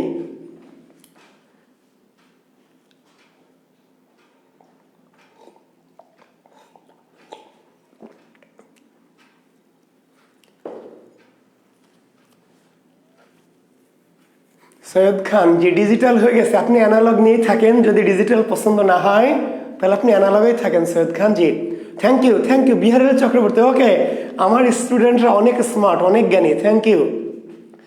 না, শহীদুল ইসলাম, লালন না। আর লালনের অনেক সাহিত্য রবীন্দ্রনাথের ভাবাদর্শের মধ্যে আছে, কিন্তু রবীন্দ্রনাথের ডাইরেক্ট গুরু যাকে বলা হয় তিনি হচ্ছেন বিহারীলাল। জি, থ্যাংক ইউ। রবীন্দ্রনাথের গুরুর নাম কি? বিহারীলাল। তাহলে রবীন্দ্রনাথ ঠাকুর কার শিষ্য? বিহারীলালের। এবং আপনাকে জানেন রবীন্দ্রনাথকে বিহারীলালকে ভোরের পাখি উপাধি কে দিয়েছিল? জি, রবীন্দ্রনাথ ঠাকুর। জি, বিহারীলালকে বলে বাংলা সাহিত্যের ভোরের পাখি। এই বিহারীলালকে ভোরের পাখি উপাধিটা দিয়েছিল কে? তার এই শিষ্য রবীন্দ্রনাথ ঠাকুর। জি, তাহলে রবীন্দ্র পূর্ব যুগের কবিকে বুঝতে পারছেন বিহারীলাল, রবীন্দ্রনাথের যে গুরু। তাহলে রবীন্দ্র পূর্ব যুগের কবিকে বিহারীলাল চক্রবর্তী। জি, একজন হচ্ছেন বিহারীলাল, নাম শুনেছেন? জি, একজন হচ্ছে ঈশ্বরচন্দ্র গুপ্ত। ঈশ্বরচন্দ্র গুপ্ত রবীন্দ্র পূর্ব যুগের কবি। মদন মোহন তর্কালঙ্কার নাম শুনেছেন? মদন মোহন তর্কালঙ্কার নাম শুনেছেন? পাখি সব করে রব রাতি পোহাইল, কাননে কুসুম কলি সকলে ফুটিল। আসে না? পরীক্ষা আসে, বিশেষে আসে। জি, সেই মাল রবীন্দ্র পূর্ব যুগের মদন মোহন তর্কালঙ্কার। কৃষ্ণচন্দ্র মজুমদার নাম শুনেছেন? চিরসুখী জন ভ্রমে কি কখন ব্যথিত বেদন বুঝিতে পারে, কি যাতনা বিষে বুঝিবে সে কিসে, কভু হাসি বিষে দংশে নিজারে। শুনেছেন? রচয়িতাকে কৃষ্ণচন্দ্র মজুমদার, এই রবীন্দ্র পূর্ব যুগের কবি। কি যাতনা বিষে বুঝিবে সে কিসে, কভু হাসি বিষে দংশে নিজারে। চিরসুখী জন ভ্রমে কি কখন ব্যথিত বেদন বুঝিতে পারে। তাহলে এই যে রবীন্দ্র পূর্ব যুগের কবি বিহারীলাল চক্রবর্তী, রবীন্দ্র পূর্ব যুগের কবি ঈশ্বরচন্দ্র গুপ্ত, রবীন্দ্র পূর্ব যুগের কবি মদন মোহন তর্কালঙ্কার, রবীন্দ্র পূর্ব যুগের কবি কৃষ্ণচন্দ্র মজুমদার। রবীন্দ্র পূর্ব যুগের সাহিত্যিক কে? বিশেষ রিটেন পরীক্ষার্থী যারা, তাদের জন্য বলছি, বিশেষ লিখিত যারা আসবে, রবীন্দ্র পূর্ব যুগের একজন কবির পরিচয় দাও। জি, তো রবীন্দ্র পূর্ব যুগের একজন কবির পরিচয় দাও, বা রবীন্দ্র পূর্ব যুগের একজন সাহিত্যিকের অবদান আলোচনা করো। তাহলে আপনি যদি জানা থাকে যে যে বিহারীলাল, যদি জানা থাকে ঈশ্বরচন্দ্র গুপ্ত, তাহলে চাইলে কিন্তু আপনি তার সম্পর্কে কি লিখতে পারবেন। জি, থ্যাংক ইউ। একজন বলেন যে কেন স্যার ওনাকে ভোরের পাখি উপাধি দিলেন? যে কেন দিলেন, খুবই গুরুত্বপূর্ণ প্রশ্ন রিটেনের জন্য। পিলির প্রশ্ন হচ্ছে কে ভোরের পাখি, তাহলে বিহারীলাল। আর রিটেনের প্রশ্ন হলো কেন ভোরের পাখি? কেন ভোরের পাখি? এই জন্য এই সময় বাংলা সাহিত্যে কেউ কবিতা এরকম লেখা শুরু করেনি, সে সময় বিহারীলাল লেখা শুরু করলেন কবিতা। ভোরে মানুষ যখন ঘুমিয়ে থাকে তখন পাখি যেমন গান গায় প্রথম সকালে, কেউ শুনুক বা না শুনুক, রবীন্দ্রনাথ বললেন যে পাখি মনের আনন্দে গান গায়। কে শুনলো কে না শুনলো, কে ভালো বললো কে ভালো বললো না, তাতে তার কিছু যায় আসে না, সে মনের আনন্দে কি ভোরবেলা উঠে গান গায়। ঠিক তেমনি বাংলা সাহিত্যে বিহারীলাল বাংলা সাহিত্যের প্রত্যুষে, আধুনিক যুগের প্রত্যুষে উঠে কি গান ধরেছিলেন। কেউ শুনুক বা না শুনুক তার তোয়াক্কা করেননি, তিনি নিজের মনে নিজের খুশি মতো কি গান গেয়েছিলেন। এই জন্য তাকে বলা হয় বাংলা সাহিত্যের ভোরের পাখি। বুঝতে পারলেন? রবীন্দ্রনাথ বললেন যে ভোরে যেমন পাখি ভোরবেলা উঠে গান গায়, মানুষ ঘুমিয়ে থাকে, কেউ শোনে কেউ শোনে না, তাতে পাখির কিছু যায় আসে না। পাখি ভাবে না যে বেটারা তো ঘুম থেকে ওঠেনি, আমার গান গেয়ে লাভ কি, থাক পরে গাবো, ওরা উঠুক, তাও ভাবে না। কি করে? নিজের মনের আনন্দে গান গায়, কে শুনলো না শুনলো তাতে তার কিছু যায় আসে না। ঠিক তেমনি বিহারীলাল বাংলা সাহিত্যে সেই প্রত্যুষে উষা লগ্নে গান গেয়েছিলেন, কবিতা লিখেছিলেন। কে তার কবিতা পড়লো বা পড়লো না এটা তিনি তোয়াক্কা করেনি, নিজের মনের আনন্দে নিজের ভালো লাগা থেকে গান গেয়েছিলেন। এই জন্যই তিনি বাংলা সাহিত্যের ভোরের পাখি। জি, তো এই যে আমাদের রবীন্দ্র পূর্ব যুগ বলছি আমরা, যাকে আমরা ক্লাসিক বা ধ্রুপদী যুগ, ক্লাসিক বা ধ্রুপদী যুগ। এই যুগের সাহিত্যের বৈশিষ্ট্য কি শিক্ষার্থী বন্ধুরা? নীতি কবিতা, নীতি কবিতা। ক্লাসিক যুগের বা ধ্রুপদী যুগের সাহিত্য। এখন অনেকে যে প্রশ্ন আসছেন ক্লাসিক বা ধ্রুপদী যুগ কি, কেন এই যুগটার নাম ক্লাসিক বা ধ্রুপদী? ক্লাসিক বা ধ্রুপদী যুগের আরেকটা নাম হচ্ছে চিরন্তন যুগ। চিরন্তন, চিরন্তন যুগ বোঝেন? এই যুগের সাহিত্যটা আবাল বৃদ্ধ বনিতা সবার কাছে সমান প্রিয়। যে একটা জিনিস বলে রাখি, কিছু জিনিস সাহিত্যের আসলে শুরুর দিকের ক্লাসগুলো নিচ্ছি তো অনেক জিনিস এলোমেলো মনে হবে, কিন্তু কিছু জিনিস আপনাকে প্রেক্ষাপট ব্যাকগ্রাউন্ডসের জন্য জানতে হবে। বুঝতে পারলেন? কিছু কিছু কথা বলছি মনে হচ্ছে একটু অপ্রাসঙ্গিক, একটু যেন এলোমেলো হয়ে যাচ্ছি, যেহেতু শুরুর দিকে আপনাকে আমি টোটাল সাহিত্যের, বাংলা সাহিত্যের একটা ভিত্তি তৈরি করতে চাচ্ছি। কাজে আমি একবারে ওই যে বললাম ফাস্টফুডের মতো এই এই এত এত এইভাবে কিন্তু সাহিত্যের কোর্স করানো হবে না। বুঝতে পারলেন? আপনাকে অনেক জিনিস একটু একটু বোঝাতে চাচ্ছি। তো যেটি বলছিলাম যে ক্লাসিক বা ধ্রুপদী জিনিসটা কি? ক্লাসিক বা ধ্রুপদী জিনিস চিরন্তন। চিরন্তন মানে কি? এমন সাহিত্য যেটা সকল কালের। ক্লাসিক গান বোঝেন? ক্লাসিক গান, ক্লাসিক গান কফি হাউসের সেই আড্ডাটা আজ আর নেই। আগেও ভালো লাগতো, এখনো লাগে, 100 বছর পরেও লাগবে। বুঝতে পারলেন? একবার যদি কেউ ভালোবাসতো, আমার নয়ন দুটি জলে ভাসতো। অর্থাৎ যে গান 1000 বছর ধরে মানুষের হৃদয় একইভাবে আলোড়ন সৃষ্টি করে, একইভাবে মানুষকে আনন্দ দেয়, যুগে যুগে কালে কালে একইভাবে মানুষকে কি বিমোহিত করে, সেগুলো ক্লাসিক। ক্লাসিক সাহিত্য, ক্লাসিক গান সব সময় থেকে যার আবেদন। জি, আর কিছু গান আছে কি, মুন্নি বদনাম হুই ডার্লিং তেরে লিয়ে লা লা লা লা লা লা লা লা লা, আছে আর আছে। এমন একটা সময় ছিল এই যে মুন্নি বদনাম হুই ডার্লিং তেরে লিয়ে, এই ছোট আবাল বৃদ্ধ বনিতা শিশু থেকে বুড়া পর্যন্ত কি খালি নাচে, খালি ঝাঁকে। বুঝেন নাই? পিকনিকের গাড়ি, তারপরে বিয়ে বাড়ি, তারপরে কি সুন্নতে খাতনা, যেখানে হোক না কেন বাঁচতেছে। হ্যাঁ, লুঙ্গি ড্যান্স, লুঙ্গি ড্যান্স, লুঙ্গি ড্যান্স আছে। আর সাময়িক, সাময়িক সাহিত্য। সাময়িক মানে যার আবেদন কি আসে ঝড়ের মতো ঝাঁকি দিয়ে চলে যায়। কিছু কিছু গান, কবে আইবে আমার পালারে, কবে দিমু গলায় মালারে, কবে বানামু শালা শালিরে, বুকের মধ্যে আগুন জ্বলে নেভেনারে জল ছিটালে, হ্যাঁ কহবে কহবে, তাই না? এই যে আসলো, এসে ঝাঁকায়ে চলে গেছে, আর নাই।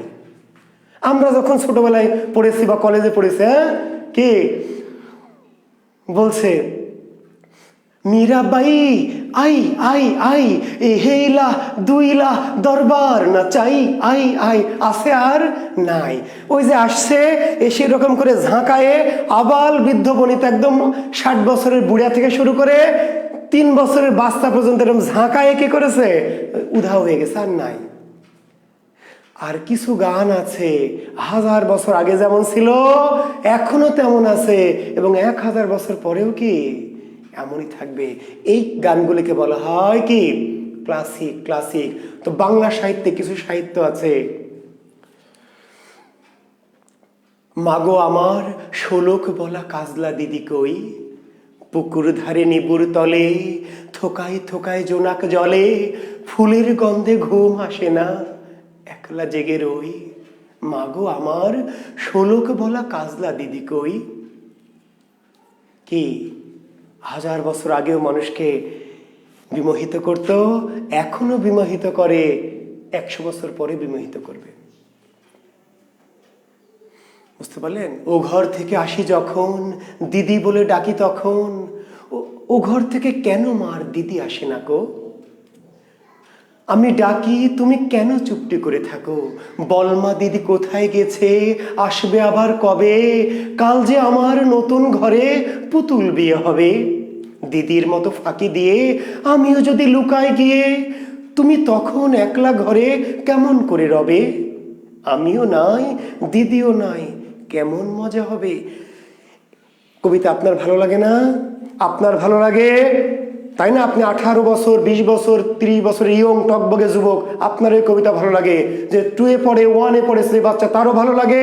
60 বছরের বাচ্চারও কি, 60 বছরের ওই বুড়া বাচ্চারও ভালো লাগে। ক্লাসিক সাহিত্য, ধ্রুপদী সাহিত্য। কুকুরের কাজ কুকুর করেছে, কামড় দিয়েছে পায়, তা বলে কুকুরে কামড়ানো করে মানুষের শোভা পায়।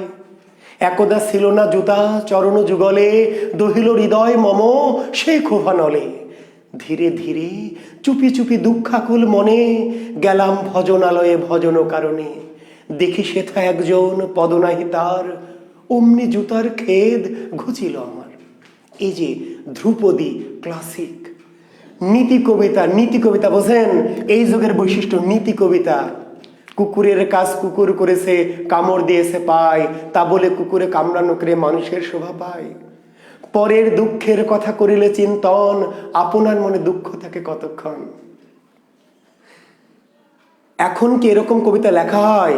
শিক্ষার্থী বন্ধুরা, আপনার কাছে এখন কি এরকম কবিতা আছে? নাই। কারণ ওই যুগ না, ক্লাসিক ধ্রুপদী যুগ নাই। লেখে এরকম কবিতার এখন কবিতা কি বলছে, ওই যে তোমার চোখ, দুটো চোখ, ও তো চোখ নয়, যেন দুটো চিল উড়ে উড়ে উড়ে ঘুরে, না ঠিক চিল নয়, ওটা যেন দুটো পাথর, আমি তাকিয়ে থাকি নিষ্পলক। কি যে বলে কিছু বলা হয় না। মানুষ যেমন জটিল, কবিতাও জটিল। মানুষও ছিল সরল আগে, কবিতাও ছিল সরল।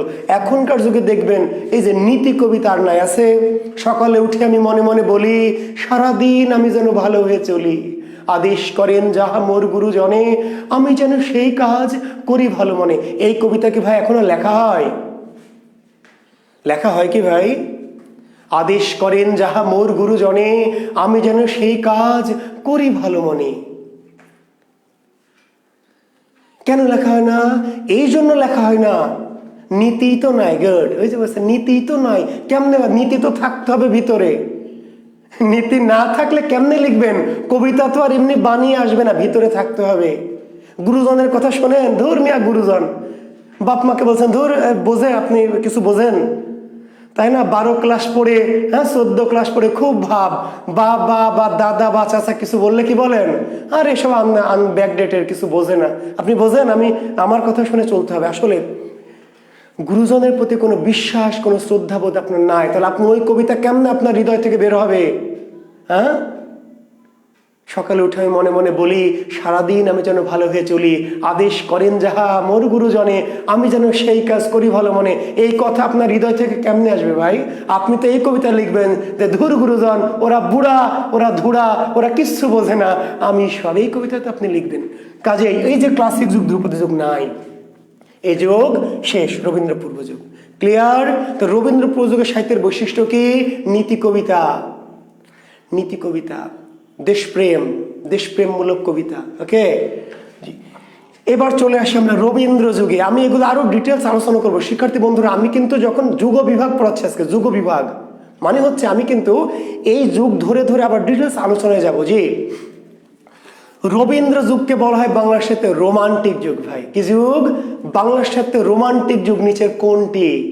নিচের কোনটি বাংলা সাহিত্যের রোমান্টিক যুগ? জি, রোমান্টিক যুগ হচ্ছে এই রবীন্দ্র যুগ। এই রবীন্দ্র যুগটার নাম হলো রোমান্টিক যুগ। তাহলে নিচের কোনটি রোমান্টিক যুগের ব্যাপ্তিকাল? জি, রোমান্টিক যুগের ব্যাপ্তিকাল হচ্ছে 1901 থেকে 1940। 1901 থেকে 1940। তাহলে বাংলার সাথে কত বছর ব্যাপী রোমান্টিক যুগ ছিল? 40 বছর ব্যাপী রোমান্টিক। আর এই যে তাহলে রোমান্টিক যুগের কবিকে, বাংলা সাহিত্যে রোমান্টিকতার জনককে, বাংলা সাহিত্যে রোমান্টিকতার জনককে? রবীন্দ্রনাথ ঠাকুর। বাংলা সাহিত্যের শ্রেষ্ঠ রোমান্টিক কবিকে রবীন্দ্রনাথ ঠাকুর। মনে রাখবেন, বাংলা সাহিত্যের শ্রেষ্ঠ রোমান্টিক কবিকে? রবীন্দ্রনাথ ঠাকুর। বাংলা সাহিত্যে রোমান্টিকতার জনককে? রবীন্দ্রনাথ ঠাকুর। আর রোমান্সের জনক বঙ্কিম। একজন ভালো প্রশ্ন করেছেন, রোমান্সের জনক বঙ্কিম। এখন প্রশ্ন হলো, রোমান্স আর রোমান্টিকতা কি জিনিস? আমি আসবো এখন। জি,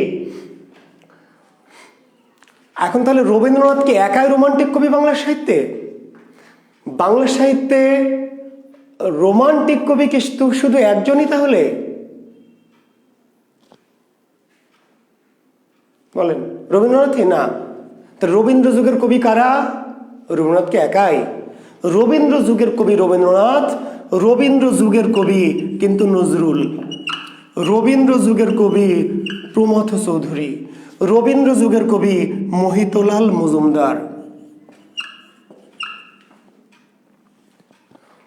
তার মানে শিক্ষার্থী বন্ধু, রবীন্দ্র যুগের কবি মানে শুধু রবীন্দ্রনাথ না। তাহলে আমাদের যে কাজী নজরুল কোন যুগের কবি? কি? রবীন্দ্র যুগের কবি। তাহলে রবীন্দ্র যুগের কবি রবীন্দ্রনাথ, রবীন্দ্র যুগের কবি কাজী নজরুল ইসলাম, রবীন্দ্র যুগের কবি প্রমথ চৌধুরী, রবীন্দ্র যুগের কবি মোহিতলাল মজুমদার, এমনকি রবীন্দ্র যুগের সাহিত্যিক মীর মশাররফ হোসেন। কোন যুগের সাহিত্যিক? এই রবীন্দ্র যুগের, ক্লিয়ার? তাহলে নজরুল কিন্তু রোমান্টিক কবি, রবীন্দ্রনাথ রোমান্টিক কবি, নজরুল রোমান্টিক কবি, মহিউদ্দিন রোমান্টিক কবি। এই যুগটির নাম হচ্ছে তাহলে যদি প্রশ্ন হয় রিটেনে শিক্ষার্থী বন্ধুরা যে রোমান্টিক যুগের একজন সাহিত্যিকের কি অবদান আলোচনা করো, বা রোমান্টিক যুগের একজন সাহিত্যিকের পরিচয় দাও, তো রোমান্টিক যুগের সাহিত্যিক পরিচয় বলতে চাইলে আপনি রবীন্দ্রনাথের পরিচয় দিতে পারবেন, নজরুলের পরিচয় দিতে পারবেন, প্রমোদ চৌধুরীর পরিচয় দিতে পারবেন, মহিউদ্দিন মজুমদারের পরিচয় দিতে পারবেন। শিক্ষার্থী বন্ধুরা ফারুক হোসেন বলি, দু একজন আছে অগামগা, মানে দু একজন আছে যে ওরা এই আমাদের বোঝেন না, অন্যান্য কোচিংয়ের দু একটা ইয়েটি আছে ফটকা মটকা আছে, ওদের কথায় কানে নেবেন না, আমি তো নিচ্ছি না। ফারুক হোসেন ধন্যবাদ আপনাকে। দু একজন শিক্ষার্থী আছে যে শিক্ষার্থী না, বোঝেন নাই? হ্যাঁ জি, দু একজন আছে আউল ফল পোলাপান, এগুলো বোঝে না, সাহিত্যের রস বোঝে না, ও শুধু অন্য কিছু বোঝে। অশ্লীল অঙ্গভঙ্গির তো কিছু নাই, আমি তো মজা করছি, ওই ব্যাটা আসলে স্টুডেন্ট না, ও অন্য কিছু, কাজে ওদের কথায় কান দিবেন না। ওকে জি, দু একজন ননসেন্স আছে তো তারা থাকবেই, ওদেরকে বের করে দেওয়া যাবে না, ওরা থাক। জি, ওদেরকে অযথা ওদের কথায় কান দিয়ে ওদেরকে গুরুত্ব বাড়াবেন না, ঠিক আছে? জি থ্যাংক ইউ। তো এই যে আমরা বলছিলাম তাহলে, আর রবীন্দ্র পরবর্তী যে যুগ, এই যুগটার নাম এন্টি রোমান্টিক যুগ। কি যুগ? Anti romantic. রবীন্দ্র পরবর্তী যুগ, এই যুগটার নাম কি? Anti romantic.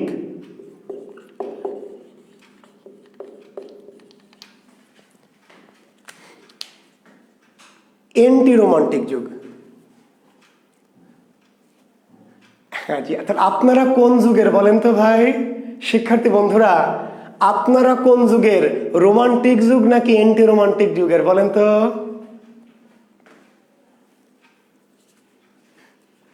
জি আপনারা এন্টি জি, আমি বৈশিষ্ট্যে যাব ভাই, লিখন মাহমুদুল, আমি যাব বৈশিষ্ট্যে।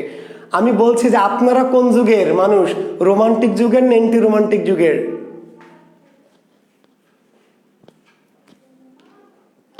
আচ্ছা, আপনারা কিন্তু এন্টি রোমান্টিক যুগের, নিজেদের যে খুব রোমান্টিক ভাবেন, খুব তো মনে করেন যে স্যার আমি কিন্তু খুবই রোমান্টিক, মনে করেন না?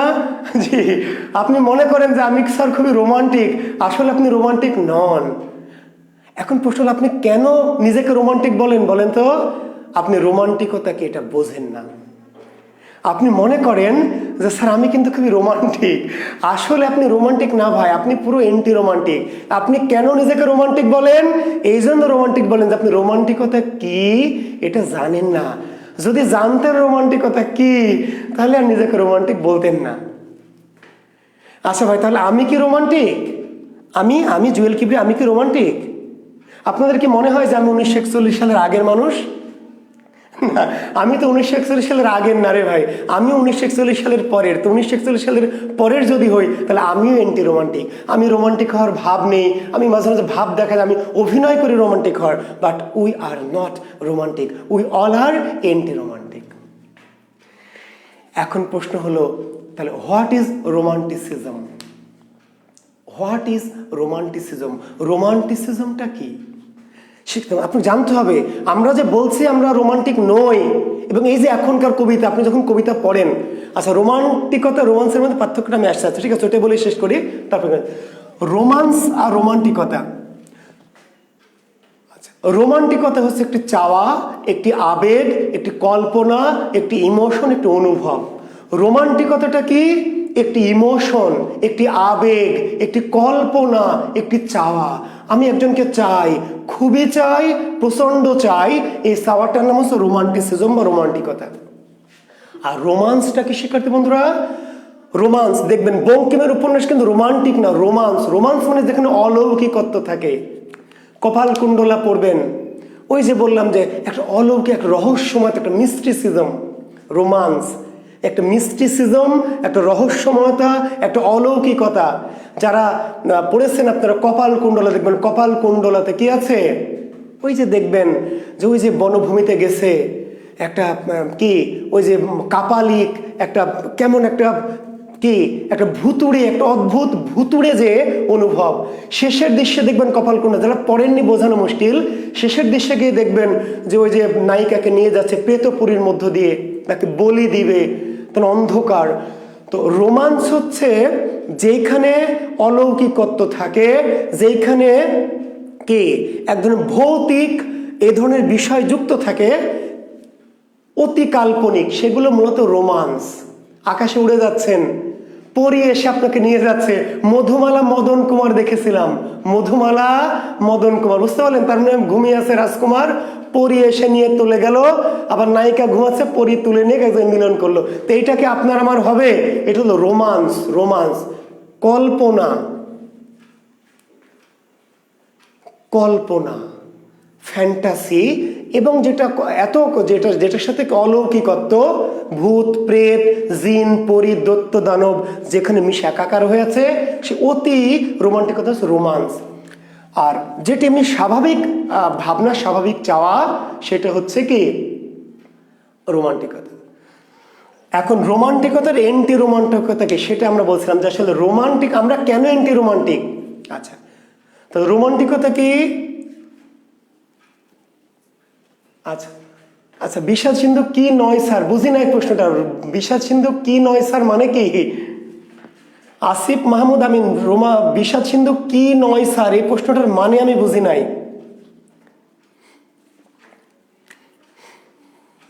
বিষাদ সিন্ধু কি নয় স্যার, এই প্রশ্নটা আমি বুঝি নাই যে ভাই। আরিফ মাহমুদ, আপনি একটু ক্লিয়ার করে প্রশ্ন করেন। জি আচ্ছা, আমি এখন বলতে চাচ্ছি যে তাহলে এন্টি রোমান্টিকতাটা কি? এন্টি রোমান্টিকতা জিনিসটা কি তাহলে? আচ্ছা দেখেন, রোমান্টিকতা মানে কি? আচ্ছা, বিষাদ সিন্ধু, হ্যাঁ অনেকটা রোমান্স, অনেকটা রোমান্স। কেন? যে ওখানে অলৌকিকত্ব, ঈশ্বর, জি ধর্ম, ফ্যান্টাসি যেখানে থাকবে, বুঝতে পারলেন? সেটা মূলত রোমান্স। জি রোমান্স ভাই, রোমান্স, হ্যাঁ রোমান্স। কেন রোমান্স? ওখানে ধর্মীয় বিষয়, ভৌতিক, অধিভৌতিক, অতি কাল্পনিক, সেগুলো রোমান্স। জি যেখানে ধর্মীয় বিষয় আছে, মিল হওয়ার কথা না, আল্লাহ, তাই না? যখন আপনি পড়বেন, যখন আপনি ধরেন লাইলি মজনু পড়বেন, বা আপনি ইউসুফ জুলেখা পড়বেন, জুলেখার বয়স কত? 60, আর ইউসুফের বয়স কত? 25। জুলেখার বয়স 60 আর ইউসুফের বয়স কি 25? আপনারা জানেন কি ইউসুফ জুলেখা আমি পড়াবো মধ্যযুগে গিয়ে। যখন জুলেখার বয়স 60, ইউসুফের বয়স 25, তখন তাদের মিলন হচ্ছে। কেমনি মিলন হচ্ছে? স্রষ্টা জুলেখাকে কি করলেন? 18 বছরের টকবগে যুবতী বানাই দিলেন। সবাই বলেন কি আলহামদুলিল্লাহ। এখন আপনি যদি 60 বছরের একজনের সাথে প্রেম করেন, করে মনে করেন যে আমাকে আল্লাহ জুলেখার মতো ওই 60 বছরের বুড়িকে 18 বছরের টকবগে যুবতী বানাই দিবে কি? যদি দেয় তাহলে ওটা রোমান্স। যে দিবে না ভাই, কারণ এটা অলৌকিকত্ব, ওটা অতি প্রাকৃত বিষয়, অলৌকিকত্ব, তাই না? জি রোমান্স। জি আর রোমান্টিকতা হলো আমি একজনকে চাই, আমি আলিয়া ভাটকে চাই, আমি ক্যাটরিনাকে চাই, খুবই চাই, ওকে ছাড়া আমি বাঁচবো না। আলিয়া ভাটকে আমি খুবই চাই, ওকে ছাড়া আমি ওনাকে ছাড়া বাঁচবো না। শয়নে স্বপনে দিনে রাতে সবসময় তাকে আমি কল্পনা করি, ইমাজিনেশন, তাকে আমি চাই, প্রচন্ড চাই, খুবই চাই। এটা হচ্ছে রোমান্টিকতা। তাহলে এখন আপনি চান না, তাহলে আমি যা চাই, তাহলে আমি রোমান্টিক না এন্টি রোমান্টিক? তাহলে আমি চাইলে তো রোমান্টিক হওয়ার কথা, কিন্তু আমি এন্টি রোমান্টিক। কেন ভাই? ওই জায়গায় কেন এন্টি রোমান্টিক? এই জন্য এন্টি রোমান্টিক যে আমি চাইলাম, চাওয়াতে আমার শেষ না, চাওয়াতেই সব শেষ না।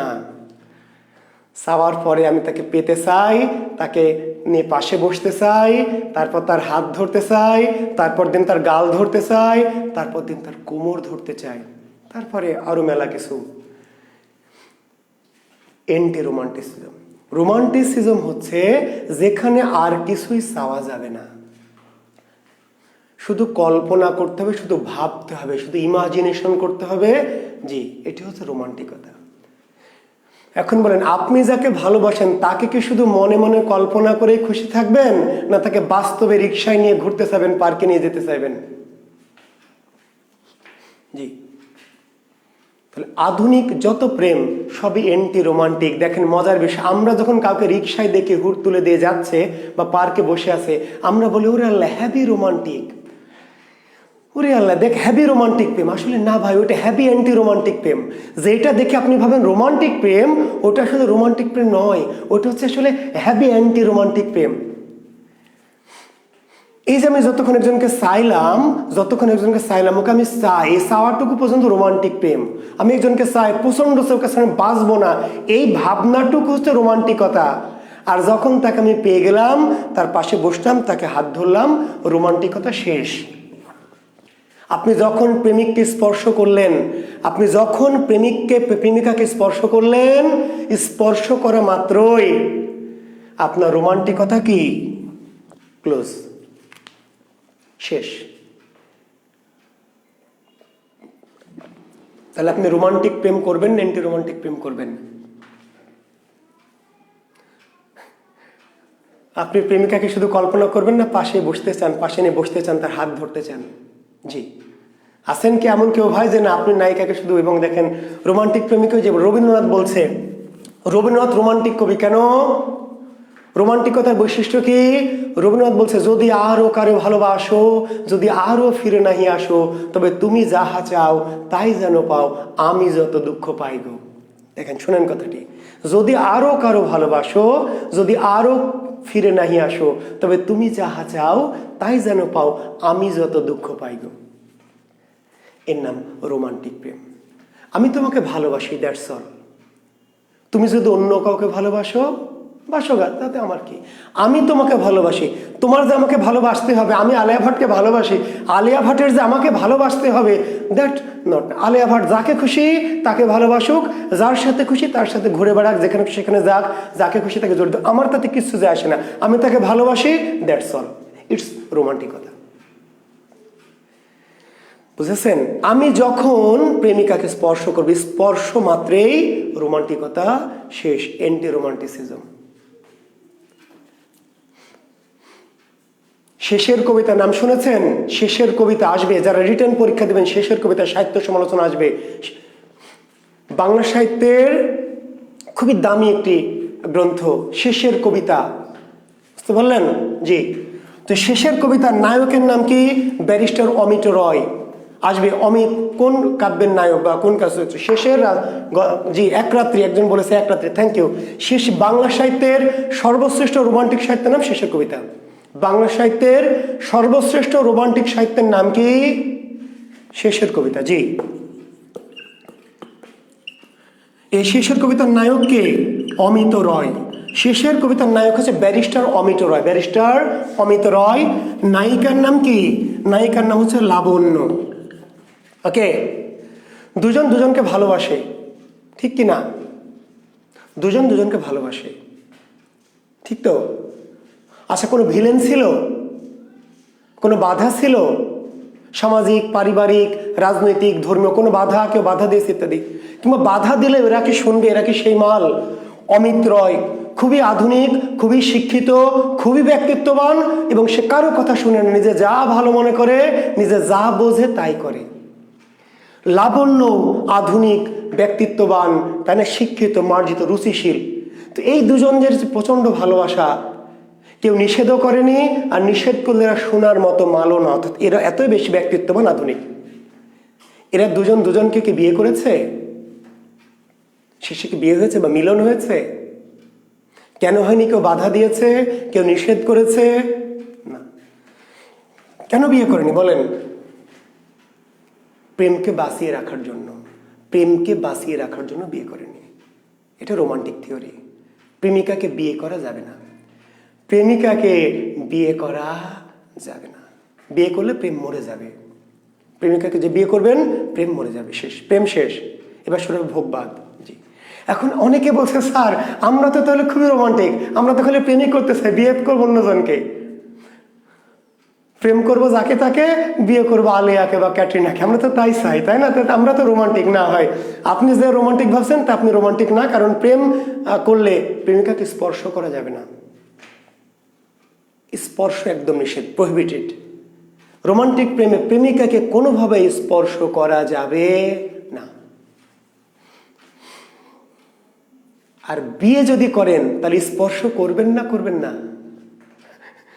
বিয়ে করে কেমন হবে যে বিয়ে করলাম আচ্ছা তোমাকে স্পর্শ করবো না? তাহলে বিয়ে করলে স্পর্শ করতে হবে, প্রেম তখন মরে যাবে। কাজেই প্রেমকে বাঁচিয়ে রাখতে হলে বিয়ে করা যাবে না। জি জি, অমিত রায় বিয়ে করেছে কাকে? কেতকীকে। কেতকী, মিস কেটি, মিস কেটিকে বিয়ে করেছে। কেন? প্রেমকে বাঁচিয়ে রাখার জন্য। আচ্ছা, যদি লাবণ্যকে বিয়ে করতো অমিত, লাবণ্যকে যদি বিয়ে করতো তাহলে লাবণ্য অমিতের কে? স্ত্রী। প্রেমিকা কই? নাই, শেষ। অমিত যদি লাবণ্যকে বিয়ে করতো তাহলে অমিতের স্ত্রীকে? লাবণ্য। প্রেমিকাকে? নাই, শেষ, প্রেমিকা নাই। এবার অমিত বিয়ে করলো কেতকীকে, তাহলে অমিতের স্ত্রীকে কেতকী, প্রেমিকাকে? লাবণ্য। সারা জীবন আমৃত্যু, আজন্ম, আমরণ একটা বউ থাকলো আর একটা প্রেমিকা থাকলো লাবণ্য। রবীন্দ্রনাথ বললেন যে আমার দুটোই চাই, আমার দুটোই চাই, দুটোই। একটা হলো ঘোড়ার জল আর একটা হলো কি? দিঘির জল, দিঘির। একটা ঘোড়ার জল আর একটা দিঘির জল। কেতকী কি? ঘোড়ার জল। ঘোড়ার জল বোঝেন? ঘোড়া বোঝেন? জি। এই যে আমি পরিশ্রম করছি, সারাদিন ক্লাস নিচ্ছি, এবার আমার তৃষ্ণা লাগবে, আর এই যে ঘরের ভিতর আমার ঘোড়া আছে, ঘরের মধ্যে যাব, ঢক ঢক করে ঢালবো আর খাবো। কেউ নিষেধ করবে? করলে করুক গা, শুনবো, কারণ আমার ঘোড়ার জল, আমি ঢক ঢক করে খাবো, কোনো সমস্যা নাই। কিন্তু মাঝে মাঝে যে সাঁতার কাটতে ইচ্ছে হবে, ভাই মাঝে মাঝে তো সাঁতার কাটতে ইচ্ছে হবে, তাহলে ঘোড়ায় নেমে কি সাঁতার কাটা যাবে? ঘোড়ায় নেমে কি সাঁতার কাটা যাবে ভাই? তাহলে সাঁতার কাটার জন্য কি লাগবে? একটা পুকুর লাগবে, দিঘি লাগবে। প্রেমিকা হলো সেই দিঘি, পুকুর, সরোবর। জি। রবীন্দ্রনাথ বলল যে আমার দুটোই লাগবে, আমার ঘোড়ার জলও লাগবে, দিঘিও লাগবে। বউ হচ্ছে, স্ত্রী হচ্ছে ঘোড়ার জল, আর প্রেমিকা হচ্ছে পুকুর, দিঘি। কিন্তু আপনি ওই যে বললাম যে আপনারা তো বলবেন স্যার তাহলে আমরা তো সবচেয়ে রোমান্টিক, আমরা তো এরকমই চাই, বউ থাকবে প্রেমিকা। আপনি রোমান্টিক না ভাই, আপনি এন্টি রোমান্টিক। কারণ কোথায়? কারণ প্রেমিকা থাকবে, দিঘির জল খাওয়া যাবে না, দিঘির জল খাওয়া যাবে না ভাই। দিঘিতে কি করতে হবে? অবগাহন করতে হবে, অবগাহন। খাওয়ার জন্য তো ওই যে ঘরের মধ্যে যে ঘোড়ার জল আছে, ওই মালটা খাইতে হবে, ঘোড়ার জল। আর দিঘি যে প্রেমিকা দিঘি, সেখানে কি খাওয়া যাবে না, অবগাহন করতে হবে, অবগাহন, অবগাহন। কিন্তু আপনি ঘোড়ার জলও খাইতে চান, আবার দিঘির জলও খাইতে চান, তাহলে তো আপনি রোমান্টিক না, আপনি এন্টি রোমান্টিক। মানে আপনি যা পান তাই খাইতে চান, তাহলে আপনি এন্টি রোমান্টিক, ভোগবাদ, ভোগবাদ। এন্টি রোমান্টিসিজম মিন্স ভোগবাদ, রিয়েলিজম। জি, বোঝা গেছে? তার মানে আমার যে প্রেমিকা, প্রেমিকা কোনোভাবে প্রেমকে বাঁচিয়ে রাখতে হলে প্রেমিকাকে স্পর্শ করা যাবে না, স্পর্শ করা যাবে না। একটা শর্ট শিরো দিয়ে শেষ করছি। ভাবেন, প্রচন্ড প্রেম, 5 বছরের মারকাট প্রেম, 5 বছরের ক্যাম্পাসে মারকাট প্রেম। এবার বাবা মার নিষেধ অগ্রাহ্য করে, অমান্য করে, ফাগুনে পূর্ণিমা রাতে কি করেছে? পালাই গেছে। বলছে তুমি আমার জীবন মরণ, তোমাকে ছাড়া আমি বাঁচবো না, গোটা দুনিয়া একদিকে যান আর তুমি একদিকে, আমি শুধু তোমার দিকে, এই বলে চলে গেছে। বিয়ে করে 2 বছর পর দেখবেন যে চুলাচুলি, লাঠালাঠি, কাটাকাটি, মারামারি। 3 বছর পর ডিভোর্স হয়ে গেছে, মেয়ে কাঁদতে কাঁদতে বাড়ি চলে এসেছে। যেই মেয়ে একসময় ভেবেছে যে তুমি আমার জান, জীবন, মরণ, তুমি আমার ইহকাল পরকাল, স্বর্গ নরক সব, তোমাকে ছাড়া আমি বাঁচবো না, সবকিছু, আমার বাপ মা, গোটা দুনিয়া একদিকে, তুমি একদিকে, আমি জান শুধু তোমার দিকে। সেই মেয়েটি কিন্তু বিয়ের 2 বছর পরে মারামারি করে, কাটাকাটি করে, স্বামী লাথি মেরেছে, মেয়েটি বাড়ি চলে এসেছে। চিল্লাই কন ঠিক কিনা? আওয়াজ পকেটে রাখেন না, চিল্লায় কন ঠিক কিনা? জি। যখন আসলে প্রেমটা ছিল প্রচন্ড, প্রেমে কিন্তু কোনো গলদ ছিল না, প্রচন্ড প্রেম, প্রচন্ড আকর্ষণ। তো ওই যে যখনই আপনি দৈহিক সংস্পর্শে চলে এসেছেন, যখনই আপনি ওই যে মেলামেশা করেছেন, তখন পুরাতন হয়ে গেছে, ক্ষয়ে গেছে, জীর্ণ হয়ে গেছে। এই মেয়েটির সাথে যদি বিয়ে না হতো, আপনার সম্পর্ক না হতো, সারা জীবন আপনি ভাবতেন আহ ওকে যে পেলাম না। যাকে আপনি ভালোবেসেছিলেন কিন্তু যাকে পাননি, মৃত্যুর আগ পর্যন্ত প্রতিদিন প্রেম বাড়তে থাকবে। মনে হবে ওকে যদি পেতাম, ওই যে প্রাইমারির বান্ধবী, বুঝতে হয়, ওকে যদি পেতাম তাহলে আমার জীবনটা না জানি কি হতো। ও আসলে ঘোড়ার ডিম হতো। ওই একই সকিনার মা, ওই একই সলেমনের বাপ, কিচ্ছু হতো না। পাননি, ওই যে ভালোবেসেছেন পাননি, পাননি বিধায় মনে হচ্ছে ওকে যদি পেতাম, আরে ওকে যদি পেতাম তাহলে আমার জীবনটা না জানি কি হতো। আসলে পেলে ওই একই সকিনার মা, একই সলেমানের বাপ। পাননি বলেই তো আকর্ষণ। কাজেই বলেছে যে গভীর প্রেম, বড় প্রেম স্পর্শে আনা যাবে না, স্পর্শে আনা যাবে না। প্রেমকে দূরে রাখতে হবে, স্পর্শাতীত, স্পর্শাতীত, ইন্দ্রিয় ভোগের বাইরে। আর যখন আপনি ইন্দ্রিয় ভোগের কাছে নিয়ে আসবেন যে প্রেম, যত বড় প্রেম হোক সেটি ক্ষয়ে যাবে, মরে যাবে, পচে যাবে। একটা রোমান্টিক, একটা নজরুল, নাম শুনেছেন কাজী নজরুল ইসলাম? জি, নজরুল রোমান্টিক কবি। প্রেমিকাকে জড়িয়ে ধরতে ইচ্ছা হয়েছে, তো ইচ্ছা তো হবেই, প্রেমিকাকে জড়িয়ে ধরতে কাটতে ইচ্ছা হয়। এইবার কি চলে গেছে জানালার পাশে, নার্গিসের জানালার পাশে গেছে। নার্গিস কবির প্রেমিকার নাম কি? নার্গিস। জি, এবার জানালার পাশে গিয়ে বলছে, প্রিয়ে তুমি একটু চুলগুলি খুলে দাও, চুলগুলি একটু কি ছেড়ে দাও। নার্গিস চুল খুলে দিয়েছে জানালা দিয়ে। নজরুল একটু পাশে গিয়ে দাঁড়িয়েছে।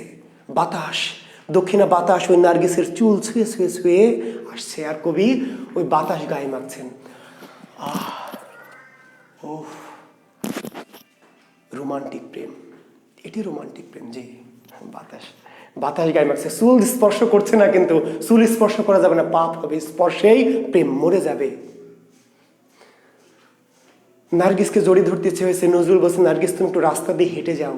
নার্গিস খালি পায়ে রাস্তা দিয়ে হেঁটে যাচ্ছে, খালি পায়ে তো স্যান্ডেল ছিল নার্গিস। এবার নজরুল করছেন একটু পিছন পিছন, ওই যে নার্গিস হেঁটে গেছে যে পথ দিয়ে, ওই পথের ধুলি কি করছেন, ধুলি তুলে নিয়ে বুকে মাখছেন। ধুলি বলছেন, তোমার পথের ধুলা করব মালা, সেদিন বালা চোখের জ্বালা জ্বলবে। তোমার পথের ধুলা, প্রেমিকাকে সরাসরি জড়িয়ে ধরা যাবে না, পাপ, প্রেম নষ্ট হয়ে যাবে। কাজে কি করবেন, কিন্তু আগ্রহ তো আকাঙ্ক্ষা তো আছে জড়িয়ে ধর, তাহলে কি করতে হবে, ওই যে নায়িকা হেঁটে যাচ্ছে, এবার পথের ধুলাকে বুকে জড়িয়ে ধরে নজরুল বলছেন, তোমার পথের ধুলা করব মালা, সেদিন বালা চোখের জ্বালা জ্বলবে। রোমান্টিসিজম, বুঝতে পারলেন? জি, তো কাজেই আমরা যেই ভালো এন্টি রোমান্টিক, এন্টি রোমান্টিক কবি কারা জানতে হবে, খুবই জরুরি। এন্টি রোমান্টিক সাহিত্যিক কারা, কে জানতে হবে না? যে এন্টি রোমান্টিক সাহিত্যিকের পরিচয় দাও। এই যে রোমান্টিক যুগ বাদ দিয়ে, রোমান্টিক যুগের বিরোধিতা করে বাংলা সাহিত্যে এন্টি রোমান্টিক যুগ শুরু করেছে 5 জন কবি, 5 জন সাহিত্যিক। সেই সাহিত্যিককে একসাথে বলা হয় পঞ্চপাণ্ডব। বাংলা সাহিত্যে রবীন্দ্র বিরোধী বা এন্টি রোমান্টিক যুগের সূচনাকারী কারা? 5 জন সাহিত্যিক। সেই 5 জন সাহিত্যিক একসাথে কি বলা হয়? বলা হয় পঞ্চপাণ্ডব। পঞ্চপাণ্ডব। বিশেষ রিটেন পরীক্ষা আসবে, পঞ্চপাণ্ডব কারা, বাংলা সাহিত্যের পঞ্চপাণ্ডব কারা, তাদের নাম উল্লেখ করো। তো বাংলা সাহিত্যের পঞ্চপাণ্ডব কয়জন? 5 জন। কে কে লিখে নেন, পঞ্চপাণ্ডব 5 জন।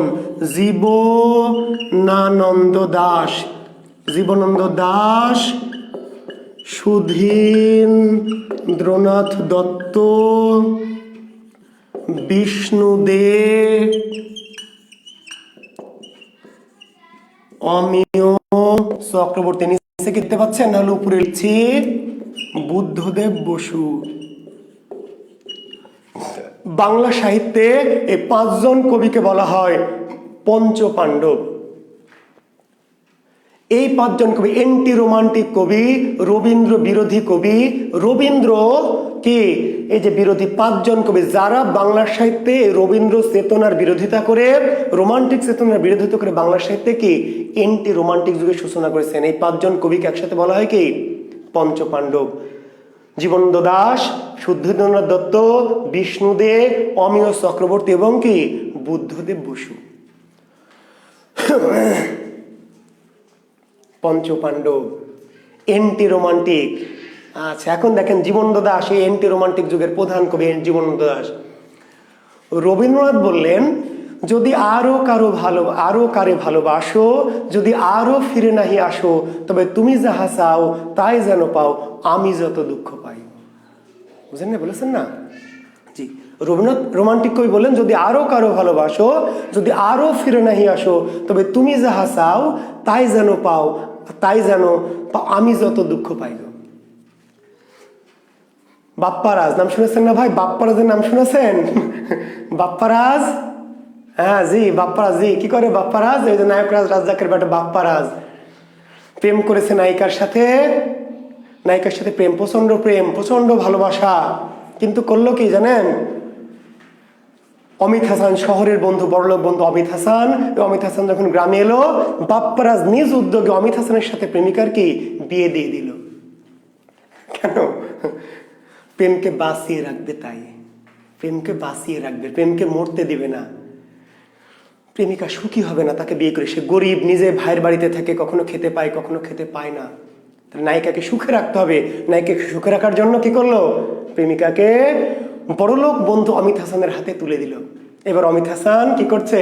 প্রেমিকাকে বিয়ে করে, প্রেমিকা কিছুতেই বিয়ে করবে না, কিন্তু বাপ্পারাজ নিজ উদ্যোগে বিয়ে দিয়ে ওদের জাহাজে তুলে দিল। এবার জাহাজে করে অমিত হাসান নায়িকাকে নিয়ে চলে যাচ্ছে, আর বাপ্পারাজ দেখবেন ওই যে নদীর ধারে গান গাচ্ছে, গান গাচ্ছে, হ্যাঁ, তুমি বন্ধু আমার চির সুখে থেকো, আমি একা সুখে দুঃখে কেঁদে যাব, বকুলের মতো ঝরিয়া মরো না, তুমি বন্ধু আমার চির সুখে থেকো।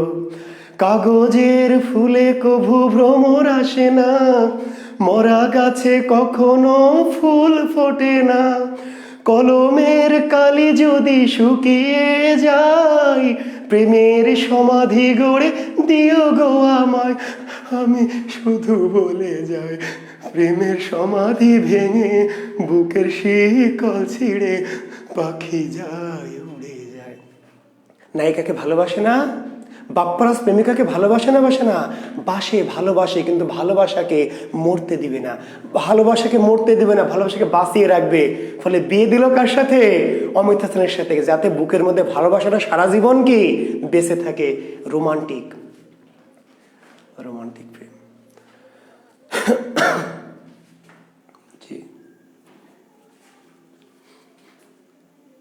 এন্টি রোমান্টিক কবি জীবনানন্দ দাশ, এন্টি রোমান্টিক কবি জীবনানন্দ দাশ বলছে, সুরঞ্জনা ওইখানে যেও না কো তুমি, বলো না কো কথা ওই যুবকের সাথে, নক্ষত্রের রূপালী আগুন ভরা রাতে, ফিরে এসো সুরঞ্জনা, ফিরে এসো মাঠে ঢেউয়ে, ফিরে এসো হৃদয়ে আমার, দূর থেকে দূরে, আরো দূরে যুবকের সাথে তুমি যেও না কো আর। যেখানে রবীন্দ্রনাথ বলল, যদি আরো কারো ভালোবাসো, যদি আরো ফিরে নাহি আসো, তবে তুমি যাহা চাও তাই যেন পাও, আমি যত দুঃখ পাই গো।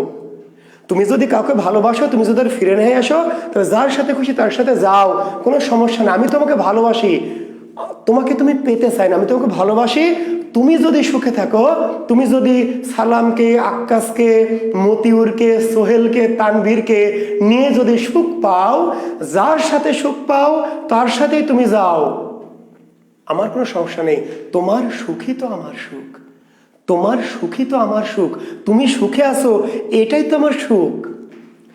জীবনানন্দ দাশ এন্টি রোমান্টিক বলছেন, না হবে না, সুরঞ্জনা ওইখানে যেও না কো তুমি, বলো না কো কথা ওই যুবকের সাথে, নক্ষত্রের রূপালী আগুন ভরা রাতে, ফিরে এসো সুরঞ্জনা, ফিরে এসো মাঠে ঢেউয়ে, ফিরে এসো হৃদয়ে আমার, দূর থেকে দূরে, আরো দূরে, যুবকের সাথে তুমি যেও না কো আর। কি কথা তাহার সাথে তার সাথে? বলছে, তোর সাথে তোমার কি কথা? হোক না তোমার খালাতো ভাই, হোক না যাই হোক না, হবে না, তুমি আর কারোর সাথে কোনো কথা বলতে পারবে না, তোমার কথা কাম যা কিছু সব আমার সাথে, অন্য কোনো কারোর সাথে তোমার হবে না। বলেন বোনেরা আমার যারা আছেন, আমার শিক্ষার্থীরা, আপনি যদি আপনার খালাতো ভাইয়ের সাথে রিক্সায় হুড় চড়ে ঘোরেন, রিক্সায় হুড় তুলে দিয়ে ঘুরে বেড়ান, তাই না, কি গলায় হাত দিয়ে, কোমরে হাত দিয়ে, আপনার বয়ফ্রেন্ড যদি দেখে, বলবে না যে তোমাকে তো দারুণ লাগছে ডার্লিং, খুব সুন্দর, তোমার খালাতো ভাইয়ের সাথে তোমাকে হ্যাভি লাগছে, যাও আর এক চক্কর দিয়ে ঘুরে আসো পার্কে গিয়ে, বলবে? বলবে না। এখন ওই একটা এন্টি রোমান্টিক, জিন্দেগিতে বলবে না। বলবে নাকি? ওই যে এন্টি রোমান্টিক, যে ওই ভাবে যে আপনি তার মুরগি, কি পোষা মুরগি, ডিম, মাংস যা কিছু শুধু সেই খাবে, আর কাউকে খেতে দিবে না।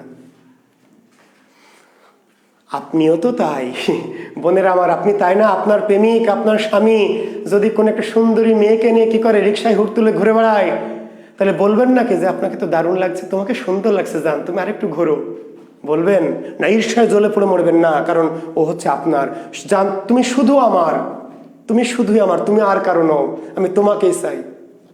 তুমি যদি আমাকে ছেড়ে অন্য কারোর সাথে যাও, আমি তোমাকে সুখে থাকতে দেব না, আমি তোমাকে তিল তিল করে জ্বালিয়ে মারবো।